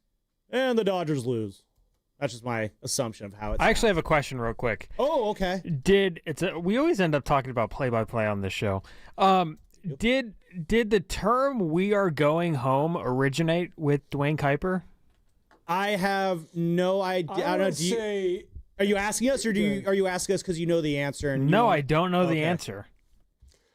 I would say it did, but there have been variations of it throughout the years. Well, there's the Jack Joe Buck call of "We will see you tomorrow." We will see you tomorrow night. Yeah, that was after the Kirby Puckett home run. I want to say that's exclusively a Game 7 thing, though. Yeah, well, Game 6 into Game 7, because Joe Buck did it in the 2011 World Series when the Cardinals came back and won Game 6. And we will see you tomorrow night. And that is so. There's that, but that's in a completely different vein of "and we are going home." Yeah, I think it. Here, I'm looking it up. He apparently is not the only one to do it. I mean, it's not. I mean, I'm sure that's probably one of those calls where someone said it, no one knows where, it just starts circling around. Maybe I don't. Well, I'm curious whether it was coined by somebody and used, not just isolated, but whether it was part of one of their calls. Though, just getting back to the announcers. As I perked up here on Pasta, we get into play-by-play. Don't take announcers. And the Dodgers, you're asking about the Dodgers call. Dodgers have really good announcers, and they always have. Joe Davis and company. Joe Davis, great. And obviously, Vin Scully, the longtime legend. He obviously doesn't get any better. Rest in peace. And you wouldn't think so. You would think that the Dodgers would botch that and get some cheesy, like some guy who's just like no. Joe Davis is very legit. Their TV guys are all actually really good. And is Rick Monday still on their broadcast too? No, I would say Monday's no longer there. He might be. He's on the radio broadcast. Radio, okay. Okay, but don't take it for granted, because I was in Seattle, and I've been in different markets, but I remember Seattle, and there was a guy by the name of not Rizzo. That's here. Steve Risotto? Rick Riz. Rick Riz. Thank you very much. Like, oh, God. And even Niehaus, who was a Hall of Famer, were just like, goodbye, baseball. I'm like, really? You can't think of anything else other than that? How original is that?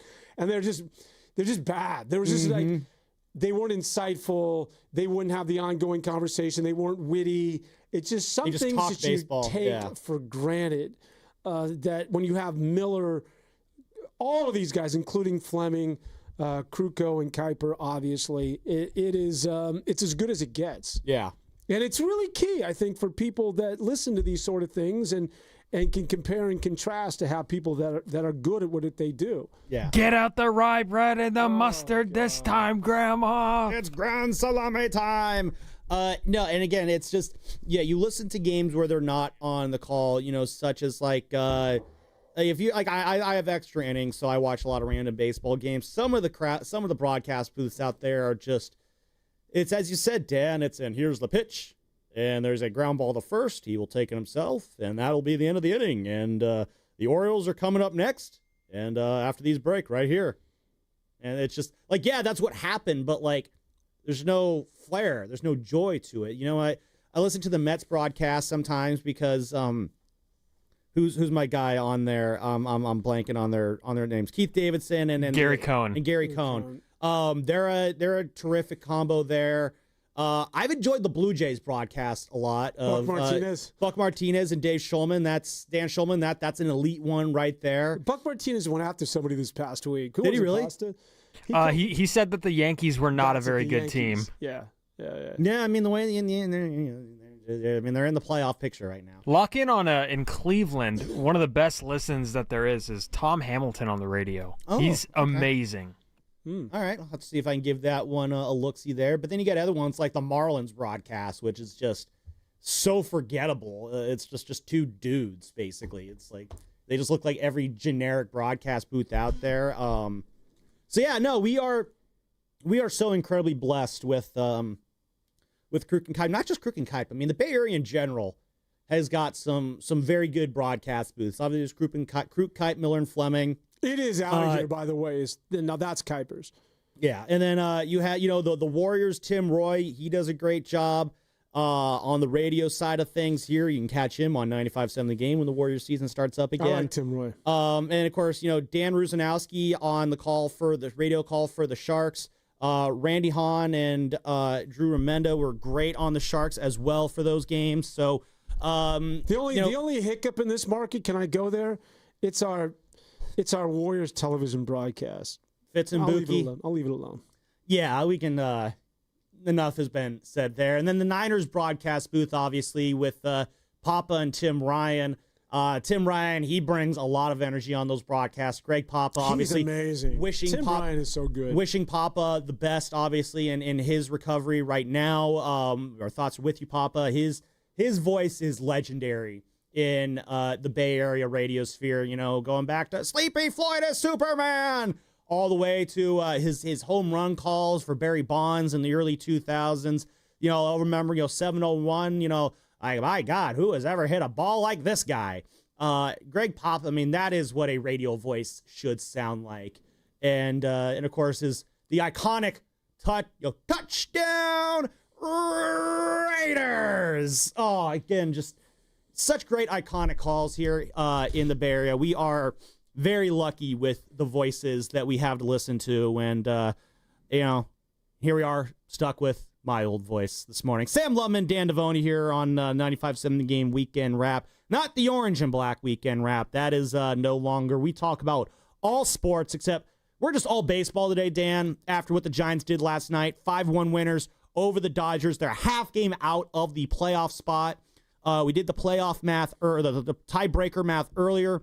It fits. It works out for the Giants. The schedule, it definitely works out for them. The schedule for the Mets and the Reds, it's a little bit more challenging. What are the Vegas odds now? Ooh, I don't know. Let's have our producer Steven Risotto do some work back there. 0.4%.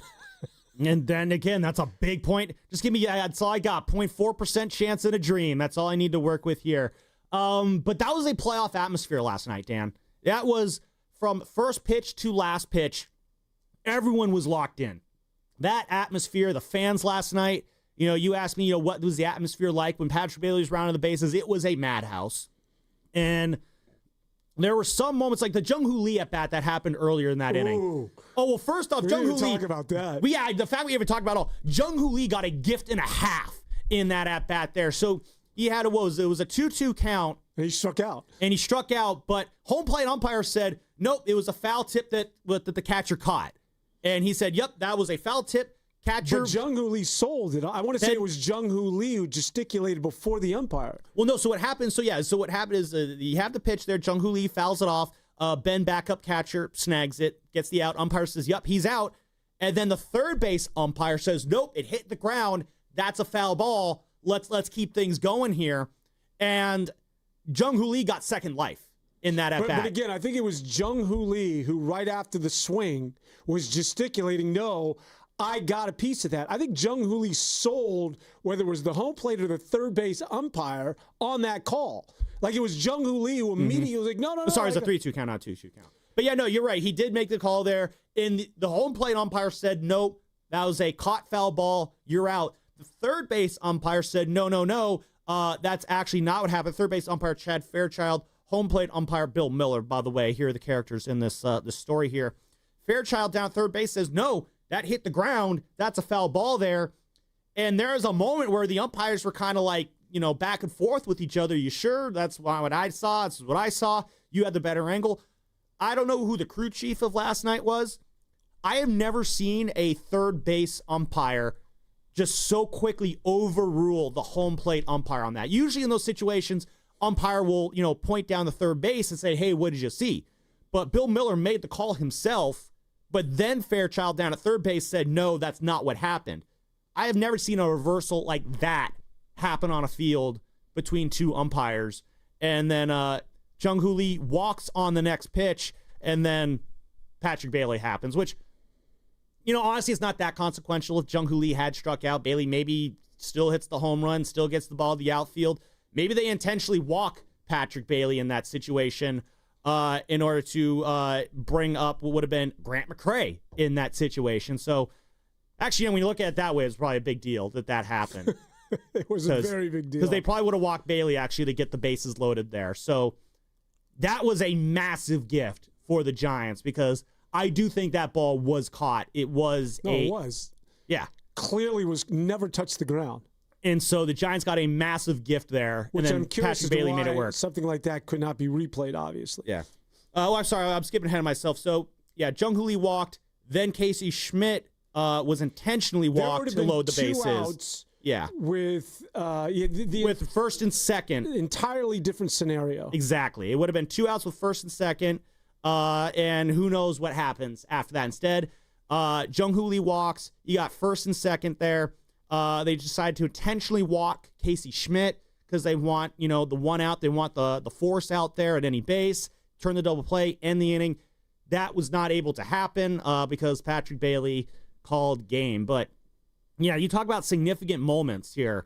That was a very, very significant moment in that game last night. Almost they can remember it was the Darren Ruff check swing that wasn't back in 2021 where the Giants won in L.A. when Darren Ruff, replay show he clearly went around. Umpire said, no, that was a check swing. Giants ended up winning that game anyway.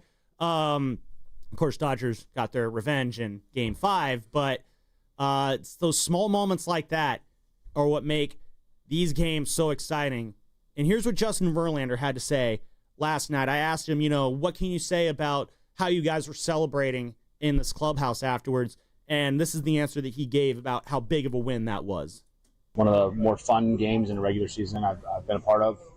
Obviously, we know where we're at, and playing the Dodgers here at home. Just one of those games that bit of a playoff atmosphere to it from the beginning, and and one of those games that you just never know who's going to step up and make a great play or great at bat. Grant to throw in right field wasn't even in the game. It was one of the biggest plays of the game, and I don't know, you'd have to ask him, but it feels like a pretty big play in his career at this point. It's pretty exciting to do that in a playoff chase. And then obviously Patty with the big grand slam there to walk it off. So yeah, playoff atmosphere, a great game for these young guys who have never been in a playoff atmosphere to kind of. Listen, I'm not going to sit here and say that a regular season game, even with playoff atmosphere, is the same as an actual playoff game, but you got to kind of learn what that feeling is like somehow.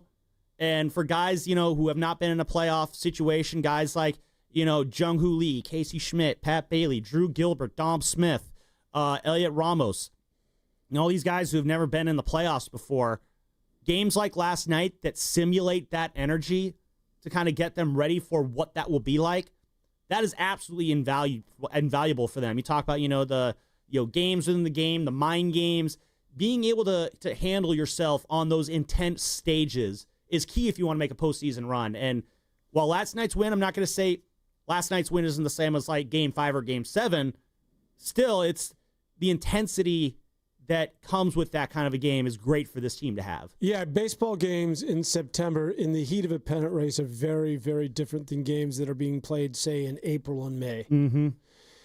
And it's a good education for the younger players. Hey, I do want to give a tip of the cap to Justin Verlander, because you talked about how Bob Melvin has been steady Eddie throughout. There are a lot of verbal darts directed his way by everybody. No, I'm one of those people. I've thrown plenty of darts at him. Justin Verlander is another guy that he went through the difficult times. There were a lot of people that were saying, get rid of him. It's over. Let's move on. Verlander this, Verlander. A lot of the acrimony was directed at one Justin Verlander. And Verlander, much like that of Bob Melvin, he's been pretty steady in terms of how he's handled the media, making sure as a veteran not to blame anybody, always being available and keeping the same attitude. They always talk about how he is such a good, solid presence in that clubhouse and always has been. And I think that that's worth noting. We'll find out what happens going forward. He could implode, but he has been a guy that has had every opportunity to sulk, to have the bad body language, to clearly get frustrated or to lose it at some point. But he's a guy that has stayed upbeat and has been pretty much true to himself throughout the course of this entire season. So now that he's at the end of the season has become again the sort of player that they envisioned when they first got him. Kudos to that guy for keeping it together throughout a turbulent season. No, I absolutely agree with you, Dan. And you look at the year he's had, and he has had a lot of wins taken off the board from here. So I went through his starts, and I broke his starts into two categories. Starts where I brought this up before, but there's the starts where he went at least 5 innings with 3 runs or less, and then there's the starts where he went 5 innings or less or more and allowed more than 3 runs. And he has had, let's see here, 1, 2, 3, 4, 5, 6, 7, 8, 9, 10, 11, 12, 13, 14, 15, 16, 17 starts this year, Dan, where he's gone at least 5 innings and given up 3 or less runs, which I think is good enough to win a baseball game. Only 3 of those games have the Giants won, and he's gotten the decision in. That's the July 23rd against the Braves, and then last month against the Cubs and Orioles. Here are 2 other wins where Verlander didn't get a decision, but the Giants still won. That's that May game in Chicago where the Giants dropped a 9 spot in the 11th inning to win 14-5 in Chicago. And then there was last night's win. So other than that, though, you have 5 times where Verlander has pitched well enough to win, but the offense just didn't do anything for you, didn't show up. And then you got 7 times this year where Verlander pitched well enough to win, left the game with the lead, and then the bullpen vomited all over itself. So the way I'm seeing it, he should have anywhere from, you could say, 5, 6, 7. He should have so many more wins that he should have than he has right now. He has been snake bitten out of so many wins this year, and I do think there was a period earlier in this year before he got that first win in Atlanta where just the grind of pitching well enough to win and not winning was getting to him. It was eating at him. That goose egg in the win column, that long for a guy that successful, having to wait till July 23rd to win his first game, that's tough for him. I think it definitely affected him at some point. But that's my point in all this, is that despite the fact that you think it affected him, you could never tell by his outward demeanor. No, either with he his handled it like a relationship professional. with you, or his you being the media, or his relationship with his players. And that needs to be underlined. He has been that cat throughout the entire season. Also, keep in mind that this is a guy when they acquired Verlander, he was thought to be a back of the end rotation guy. So what it is that he's doing was certainly for a 4 or 5 guy in a rotation, you would take that 7 out of 7 days of the week. Yep, absolutely taking that every day. And the other thing, he has had every right to gripe about it.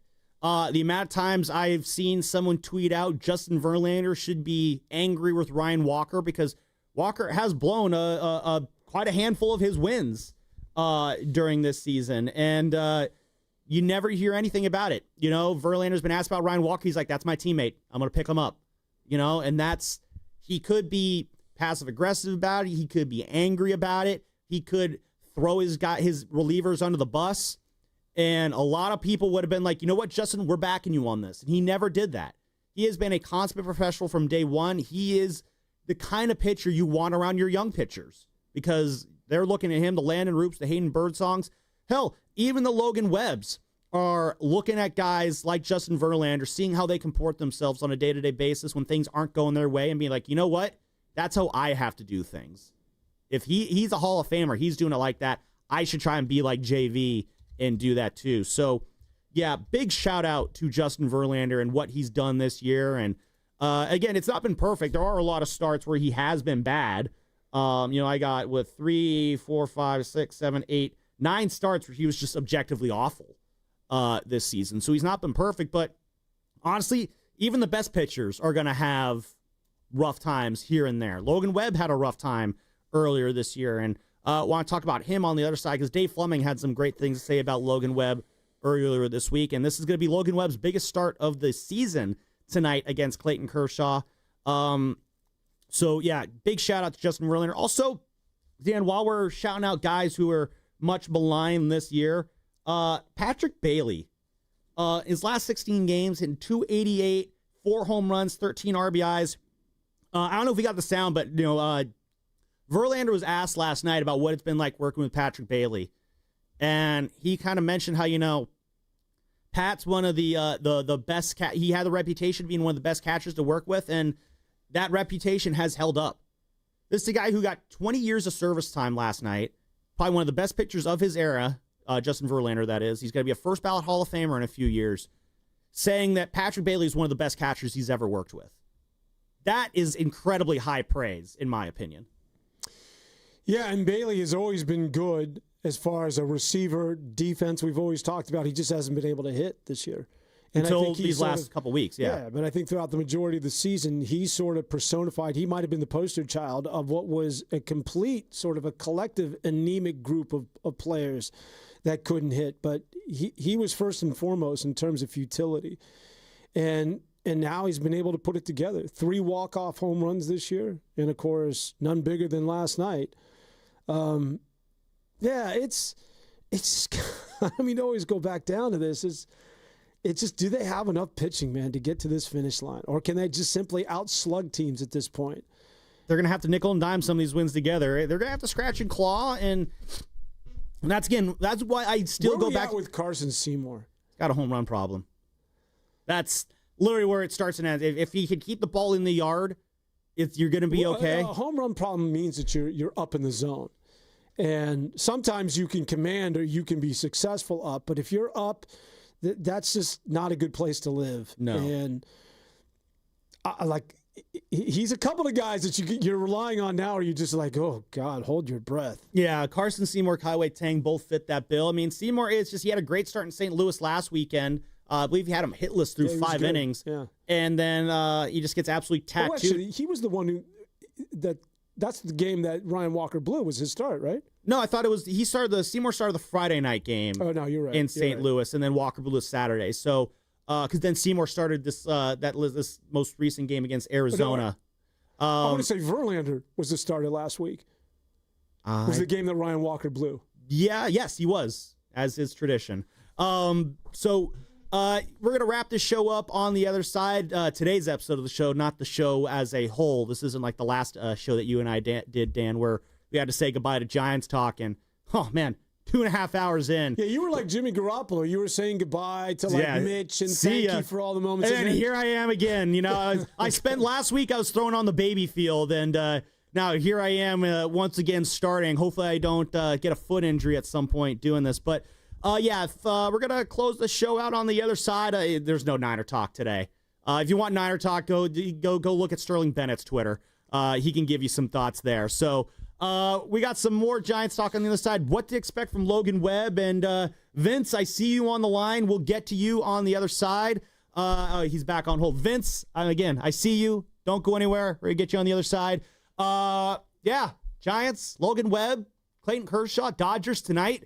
Doesn't get better than this. Brought to you by Fremont Bank. Here for you, here for good. Change is always happening. It's part of life.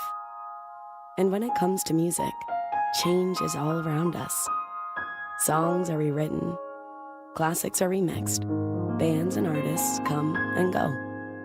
Even our taste in music changes. Here at Xfinity, we know there's still good in keeping some things the same. That's why we want to do our part with a 5-year price guarantee on our internet. It means no matter what changes, you get 5 years of the most reliable Wi-Fi with our best equipment included for a price that stays exactly the same. Surprised? Life is full of them. One internet price, 5 years, guaranteed. Learn more at xfinity.com/deals. Restrictions apply. New residential customers only. Taxes and fees extra and subject to change. Most reliable Wi-Fi based on Open Signal Awards USA. Fixed Broadband Experience Report, August 2024. Hi, I'm Dustin, your friend and jeweler at Shane Company. I know finding a dream engagement ring can be overwhelming, but don't worry, we got you. As director of diamond sourcing, it's my job to make sure every single diamond at Shane Company is truly the best of the best.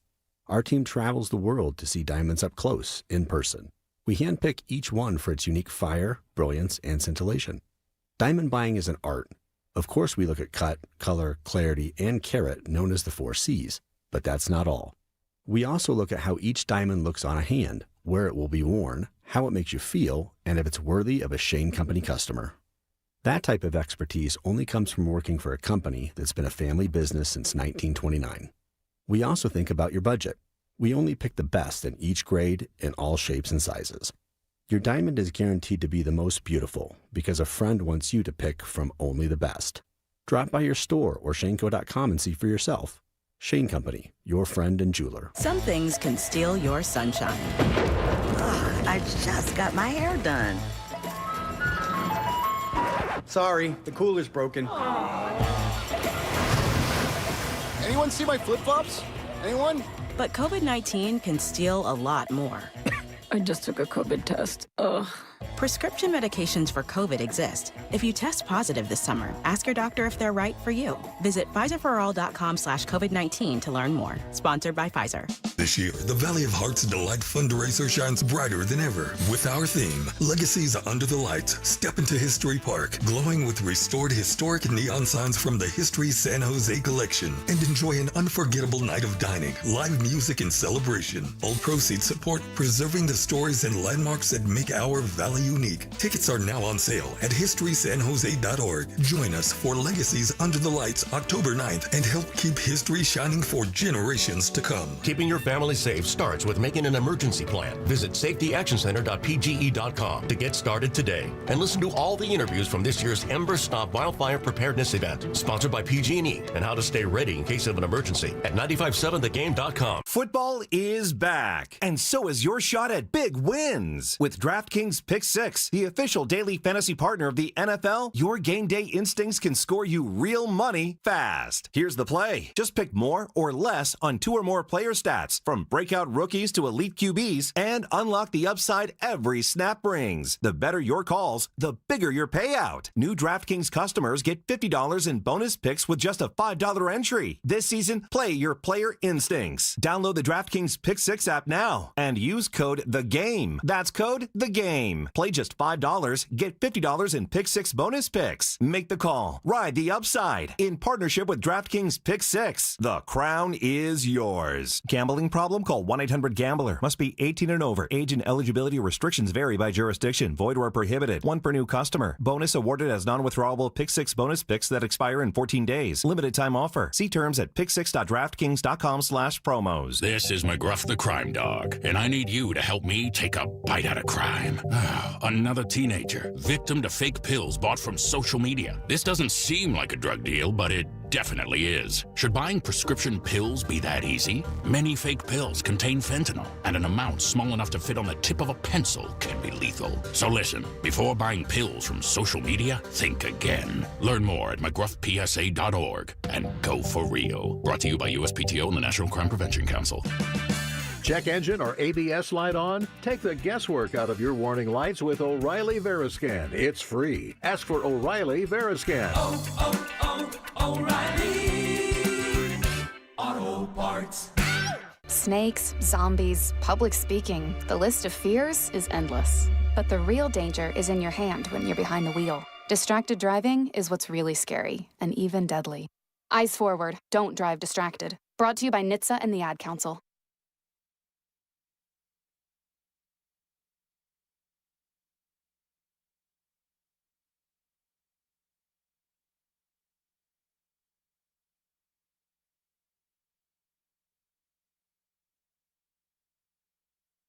He's playing shallow in right field. Towards the hole. Chapman. And they got him! Now back to 95.7 The Game. Oh, Giants got him last night. Wrapping up the show here, final 20 some minutes of the show before we head out for the day. Doing anything this evening, Dan? What time do you get to the park tonight? I'm actually, you know what? I'm going to probably head over to, there's no way. I'm actually going to head over to the ballpark probably right after this. Again, I don't know if you've heard, Dan. Are you kidding me? The game's not till 6. Well, no, I don't know if you know this, Dan, but Miami plays South Florida today. Hence why I'm wearing my Ed Reed jersey. You know, repping the U today. So for the people at home that aren't familiar, they're obviously familiar with Miami, but give them a little because when you hear USF, you're thinking about the Dandy You're right, yeah, I'm not Dons. thinking of San Francisco. No, I'm talking about the University of South Florida, which is located in Tampa, which is in Central Florida. Which is actually a sleepy, good sports program and a good football program that a lot of people aren't, in this part of the world, are not very familiar with. It's University of South Florida, the South Florida Bulls in Tampa. They are, number 16 taking on number 5 Miami. And the ballpark media gate opens at 1:30, which happens to be when kickoff is. So I'm going to go plop down the press box and watch Miami try, you know. They beat the snot out of USF last year, 50-15, but it was a lot tighter than the score would indicate. USF's been playing really well. They shocked Florida in the Swamp last weekend, which, you know, is really cool to see because that means all those, you know, idiots doing the gator chomp, which is one of the dumbest things in sports. They were all sad after the game, and that's just really cool. Where is South Florida? South Florida's in Tampa. Oh. Yeah. And then USF's Central in Florida, Tampa. and then Central Florida is in Orlando. And they call it South Florida. It's not South Florida. Tampa is not I South spent Florida. a lot of time in Orlando. That was the headquarters for one of the headquarters for WWE. That's where NXT. I don't know if you guys follow WWE, but that's where NXT was located. Okay, I've only been to Orlando once, and it's actually not a bad city. It is not bad. I went and I just did a day at Disney World, which you cannot do Disney World in a day. That is way too big. Potts was at Disneyland for I want to say 2 weeks. For what? 2 weeks? I was there for like 3 days. But you were there. I haven't been to Disneyland in so long. Are you in or out on adults going to Disneyland without kids? Oh, I'm out. That's creepy. What? Why? What are you doing there? Oh, well, you consider yourself an adult, and you're like in your 20s. I mean, but I'm 32, but I still consider myself 40s, a kid.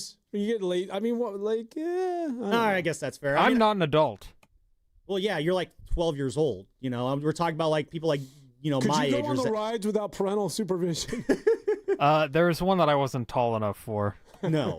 Yeah, you can't go on the Matterhorn. But no, if you don't have kids and you want to go to Disneyland, go enjoy yourselves. Those magical place on earth, regardless what your age is. You know, in fact, I think Disneyland's better without kids. Yeah, I said it. All those strollers ruining everything. That's fine if you want to go, kind of like Vegas, and it's a bunch of adults doing their thing. But if it's predominantly kids and you're the only adult and you're walking around, I'm just saying. I'm not going by my you. Not you. I'm taking you out. Don't personalize this. I'm just saying if there's some guys walking around saying, "Hey, little boys and girls." Well, that's just creepy. I wouldn't talk to the kids. But no, I was like, what's a 4-year-old gonna do on the Matterhorn? Like, come on. Go ride on the teacups. Go ride on Small World. Thunder Mountain. That's where the men are made. I'm a Space Mountain guy. Space Mountain's not for kids. Matterhorn scared the crap out of me. Oh yeah, the snow. What's Space Mountain scared the absolute crap out of me. In fact, the first time, if my mom's listening, she's gonna start laughing here. The first time I went on Space Mountain, I was probably like 8 years old, maybe. I expect a text of all the things I got wrong about this story in just a moment. But yeah, I was like 8 years old the first time she took me on, and I was like, I hate this. This is terrible. I don't like it at all. And then before we leave, I'm like, I want to try it one more time. And I was like, no, this is the greatest ride ever. And I think we went out like 5-6 times in a row after that. So that's the story about how Space Mountain became one of my favorite roller coasters ever. So yeah, adults go to Disneyland. It's the most magical place on earth. Go enjoy it. How did you spend your days? 3 days. I know I was having fun at your expense saying you were there for 2 weeks, but 3 days is a long time at Disneyland. Like, walk me. Wait, you can expense that to Odyssey? Oh no, I wish. 3 days was a long time. So basically, the first day was in Disneyland. We did a bunch of stuff. We hit up all the rides. Day 2, we did a little bit of Disneyland, and we went to California Adventure. That was a lot of fun. And then day 3 was kind of a mix of both, and we kind of did stuff over again. So it was kind of like second time doing stuff. Is there alcohol at Disney? It's been so long. They have a little bit of it now in like select places. Wait, really? There's not like a bar. There is one place, Club 33 in something like that. Yeah, there's Club 33 in New Orleans Square. There's a little door as you come out of Pirates of the Caribbean. There's a door there that has the 33 on it. You got to know a person who knows a person who can get you in. It's a little speakeasy at Disneyland. Basically, yes. I've obviously never seen the inside. But yeah, if you, like when you come out of Pirates, and obviously you come out in the gift shop there and you walk out into the plaza in New Orleans Square, there's a room above that gift shop there. I believe that's where it's at. It's like $5,000 a plate to eat there. Yeah, so that's why I'm not going in there. Oh, so it's a restaurant, not a bar, exclusive bar. Yeah, again, it's called Club. It's the only place you can get alcohol in Disneyland. Yeah. Unless apparently you can get drunk in other places in Disneyland. Cal Adventure, it's totally different. There are no rules in California Adventure. Anyway, 888-957-9570. Go to Coney Island at the end of the day. Go ahead. I've been to Coney Island once. The funnel cakes out there look so gross. Oh, you know what? Speaking of Coney Island, you know who I ran into in the Giants clubhouse yesterday? Joey Chestnut. Joey Chestnut, yeah. Yeah, who obviously eats hot dogs at Coney Island. He ate, I don't know what the final total was. Dude spent all 9 innings last night. Did he win 4th of July this year? I think he's retired now. Oh. Did he? I don't know. Shout out San Jose State, right? Yeah, he was back this year for Nathan's. Okay, he was so out 1 year. They banned him, I think, and now he's back. Anyway, I ran into him in the clubhouse last night. Great guy. Chat with him for a little bit, but he spent 9 innings, Dan, eating Impossible chicken nuggets. Because you've heard the 999 challenge, right? 9 dogs, 9 beers, 9 innings. For? So he was doing the 999 challenge, but it was just 9 innings of eating nonstop Impossible nuggets. And they had him out there in front of the Coke bottle, just chomping them down. And the last count I saw, he was at like 260 in like the 7th inning. Dan has never had a chicken nugget. Impossible or otherwise? I have not, to be honest with you. You know, when it's funny when you said, I ran into in the Giants dugout, in the Giants locker room the other day, speaking of Coney Island, and you went, Joe, I thought you were going to say Joe Panic. Oh, that would be cool to see him Joe around Panic, again. I want to say, is New York area, right? I don't think he... Everybody panic! He's a Yonkers guy. Is he? Went to St. John's. Yeah, him and Chris Mullen and Rich Aurelia. That's hilarious. One of my best friends is at Yonkers. I always give him a hard time. He comes out to California. He's like, what planet is this guy from? He's a fish out of water when he comes out to the left coast. It's like, dude, just go back to Yonkers, speak funny, and do your thing. Well, that's probably how... Let's get Mitch out here. Not your thing, do your thing. Mitch and Richie. I want them in studio. You know who I want to hear on the line right now? It's our guy, Vinny Sestoni, out in Vegas. Speaking of Yonkers... Vince, how happy are we with the Giants today? Good morning to you, Steven. How you doing? Well, this is Sam. I mean, not Steven. I'm sorry. For 1. Steven I'm doing well. On the phone. Okay, Sam, that's good. That's good to hear. And so, Dan, say hi to Dan. Hi, Dan. How you doing? Yo, what up, Vinny? So, yeah, there are a lot of Dodger fans here, and they are very disappointed because that was a crazy game last night. If you were out there, what was the ratio between Giants and Dodger fans? I was just curious. Sorry, say that again, Vince. I had risotto in my ear. Oh, that's okay. If you were out there, what was the ratio between Giants and Dodger fans? I was curious. It was too many Dodger fans for my liking. I would say it's about maybe 70-30 last night. Okay, that's actually better than it has been. Yes, much better. I mean, I thought that.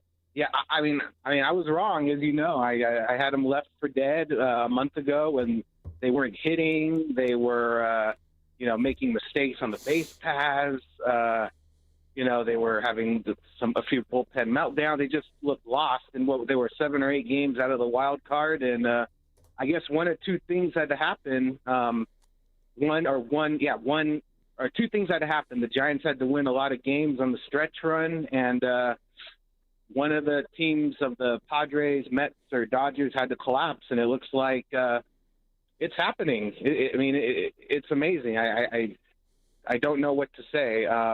So I'm supposed to go to the last game of the season at Oracle Park for sportsradioservice.com, and I really thought it was going to be a meaningless game. I was fighting with Lee about having to go, but looks like it might mean something, and it's just very, very surprising that this happened. But I don't know. What I kind of think is, you remember how earlier in the year when they would just be hitting line drives and they'd just be getting caught. They'd be either right at people or the other team would make an amazing play on them. Well, at some point, it has to even out. So my hope was that it would start evening out, and I think maybe you're starting to see that a little bit. It seems like the stars are aligning for the Giants to maybe sneak in, against all odds. Hey, yo, Vinny, really quick, before you get out of here, because I think you speak for a lot of people, a lot of us. You don't need to you don't need to explain yourself or defend yourself when you talk about how when this team was going poorly, that you were pointing fingers at management, you were upset with the team.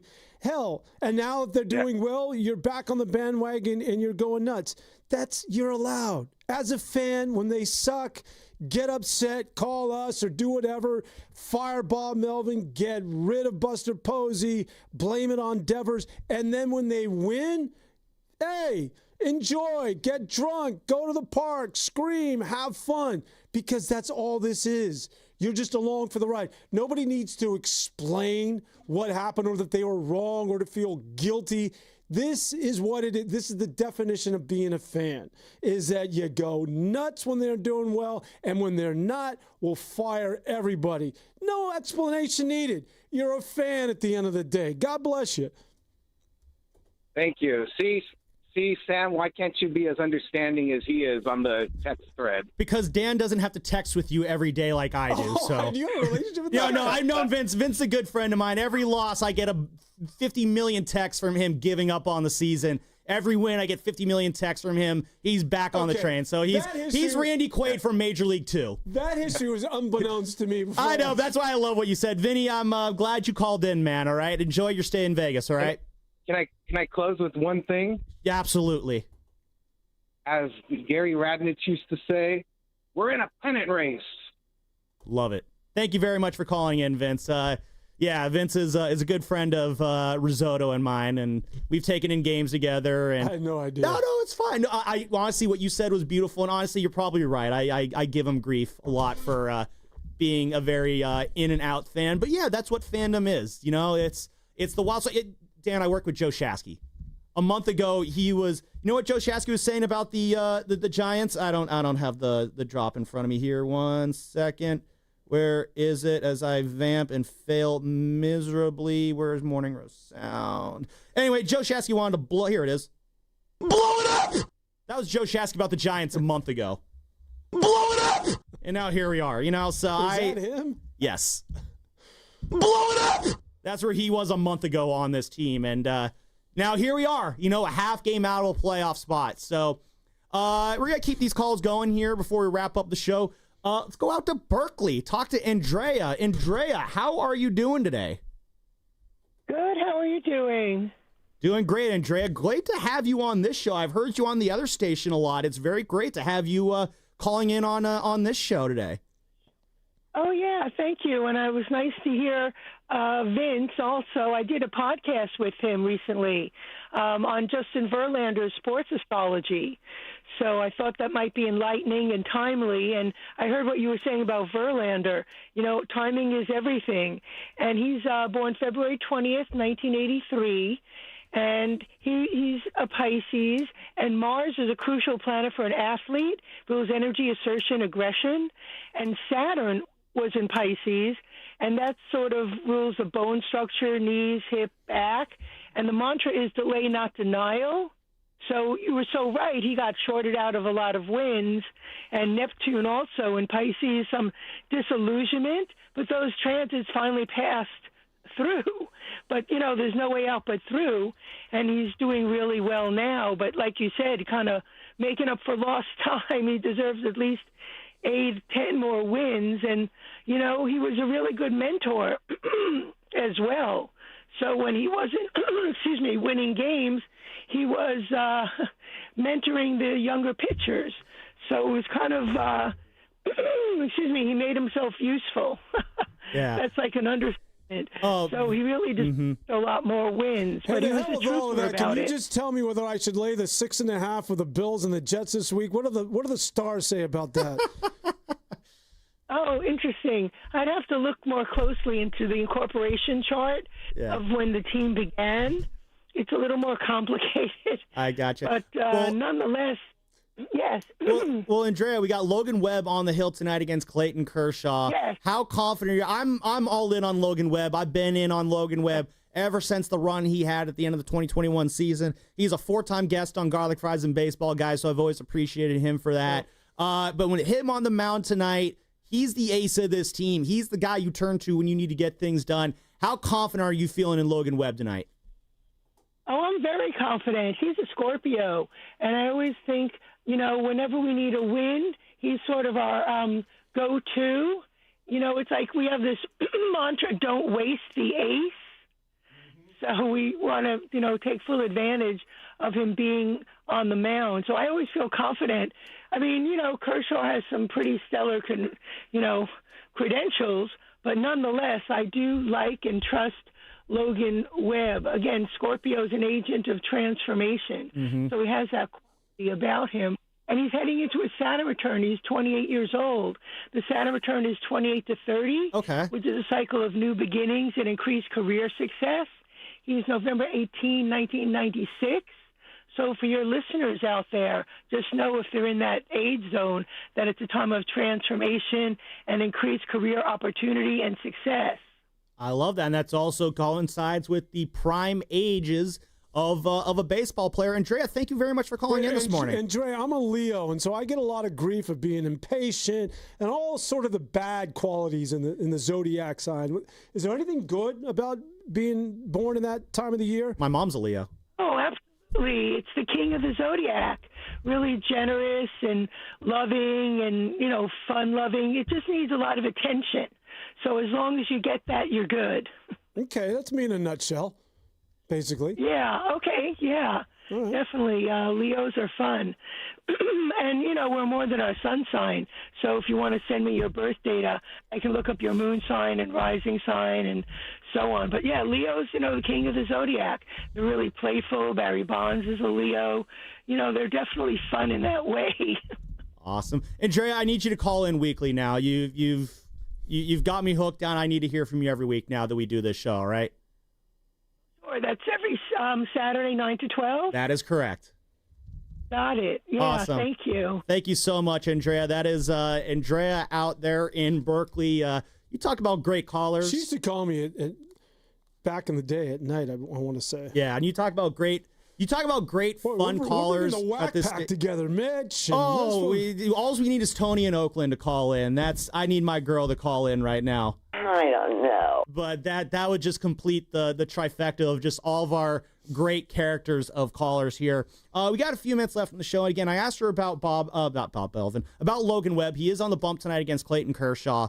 Clayton Kershaw, the only Dodger I'll ever show any respect for, just because of the body of work that he's done on the baseball field. But he's taking on Logan Webb tonight. It's ace versus ace tonight. And Dave Fleming. Ace. I'm not Clayton Kershaw, former ace. He's not the ace. He's always an ace in my eyes, Dan. Yeah, well. I've seen this man do unnatural things with a baseball to the Giants in his careers. He is the numbers he has put up in his career. Like, think of the season that Pedro Martinez had in 2000. Those numbers that he put up in 2000 are basically comparable to what Clayton Kershaw's done against the Giants in his entire career.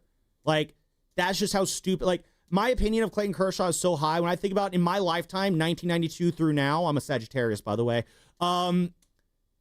Best left-handers in my lifetime: Randy Johnson, Clayton Kershaw. Like, I have seen him at his best. I don't know what it would have been like to watch like Picasso paint in his prime. I assume it would have been like watching Clayton Kershaw in his prime. And he has had so many incredible battles against the Giants, whether it was the 4 battles of Kershaw v. Lincecum in 2011, the Kershaw Vogelsong battles of 2012, all the times that him and Vogelsong, man, they had some back and forth. And he's a good dude on top of it. He is, yeah. I mean, I try to not learn too much about players' off-field activities because one of these days you're going to learn something awful about a player, and I don't want to learn those kind of things.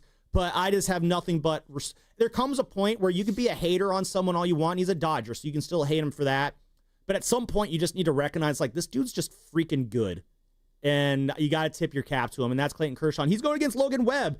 And Logan Webb, who might be... with all that being said, I hope Kershaw gets his ass kicked. Oh, no, I need him to get knocked around tonight. I want a 7 spot before he even gets an out. That I respect him, but no, I want the Giants to kick his ass tonight. And I want Logan Webb to be the recipient of the win tonight. Not only because, again, I'm just a big fan of Logan's. He's a great guy. He's a great representative of this team, but he's an incredibly underappreciated ace, according to Dave Fleming. I would say he's the most underappreciated true star in the game today. If you ask other fan bases around baseball, nobody brings up Logan Webb. He is a top 5 pitcher in the game and has been for several years now. Think about that. Top 5 pitcher in the game. You can put Skeens, great, put him in there. Scooble, great, put him in there. Crochet, I'd probably put him in there now. I think that, 2 years of track record, probably true. And there, Christopher Sanchez has been awesome, like other guys, but just consistent excellence. Logan Webb's in that group. And I love the fact that he set a goal this year. I want to strike a few more people out. I don't want to leave it up to the vagaries of a ground ball so often. I want to be able to, and now he's got 200 strikeouts for the first time. He's probably going to lead the league in strikeouts. He's got a real chance to do it. Think about that. Think about if you'd said 2 years ago, Logan Webb's going to lead the league in strikeouts. You'd have been laughed at. And yet here he is. He's probably going to do it. Yeah, Logan Webb right now sitting at 184 inning and 2/3 innings. That is tops in baseball. Tops in the National League. And he's 2 strikeouts behind Paul Skeens right now. So battling for that strikeout crown. I mean, he could have 2/3 of the pitching triple crown this year, Dan. I don't know if wins are part of the pitching triple crown anymore. That being said, his 14 wins are second in baseball, or second in the National League behind Freddie Peralta's 16. And, of course, he is sporting a 3.12 ERA, 9th best in the National League. Logan Webb is an ace. And tonight is the kind of night where aces go out and they do ace things. Now, I was texting with Bonte Hill a little bit last night. He and I, we like texting after Giants games. And he made a good point. The first 3 innings are key for Logan Webb. He's one of those guys, he gets better as the game goes along. He's still pretty good, in that first inning or in those first 3 innings, but that's what we're going to find out early is what kind of Logan Webb we have tonight. If he can get out there early, establish himself early, get into a groove right off the bat, start generating those ground balls, I like the Giants' chances tonight. But this is Logan Webb needs to be the ace that we know he is tonight. First of all, I love Dave Fleming. He doesn't want to leave it up to the vagaries of a ground ball in the infield. Only a guy out of Stanford could use a word like vagaries. Listen, Logan Webb, I mean, this is ace stuff. And the one thing about the Dodgers that you have to keep in mind, until they went on this recent win streak where they just beat up on Colorado, this is a team that struggled. And since, I want to say, the 4th of July are still a sub-500 baseball team. They were around like 9 games under 500. That's improved over the last week or so. And the reason for that is not necessarily because everybody wants to say, well, they're missing the majority of their pitching staff. No, that's not they have not hit well this year.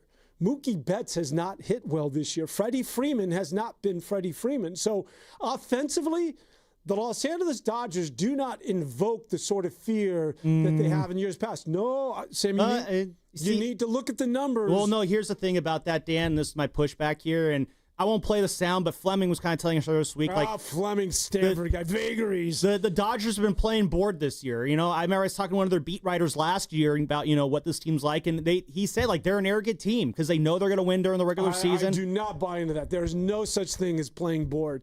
Here's the thing. You know what this Dodger team reminds me of? I brought this up on Garlic Fries and Baseball Guys earlier this week, episode 146, available now wherever you listen to podcasts. I wish we were doing another hour. Oh, my God, I can go 4 more hours on this team, and then maybe we can talk about Mac Jones versus Spencer Rattler. The Dodgers, to me, this year, they are the 2018 Warriors. I don't know if you remember that season, Dan, but there was their second year with KD. a big-time free agent signing. And the Warriors that year, they won 58 games. They got the 2 seed, and they had some unsightly losses to teams like the Suns, the Lakers, the Hornets, the Jazz. And the phrase that was used that year was flip the switch. As in, when the Warriors make the playoffs, we will flip the switch and we will be the dominant Warriors again. Because, remember that the 73-win season kind of told the Warriors, don't go all out in the regular season because you got to save your energy for the postseason. That's what the Warriors kind of were like. They could just go out and sleepwalk to a win. Maybe they have an ugly loss. But then the playoffs started, and they motorboated through the Spurs. They motorboated through the Pelicans. They beat the Rockets in 7 games, and then they won the title. What you're saying, but it's the very Dodgers, different. I think, they see themselves as we could just flip the switch team in the playoffs and just go from there. Whether or not they are that team or not, actually, will remain to be seen. But when I look at them this year, when people are saying, oh, the Dodgers, man, they look vulnerable, what I see is a team that is just laying in wait, waiting to get to October baseball. Well, I think they were saying they were vulnerable because the pitching wasn't good. But what really has not been good throughout the entire season, what's worth noting, is that the hitting hasn't been there.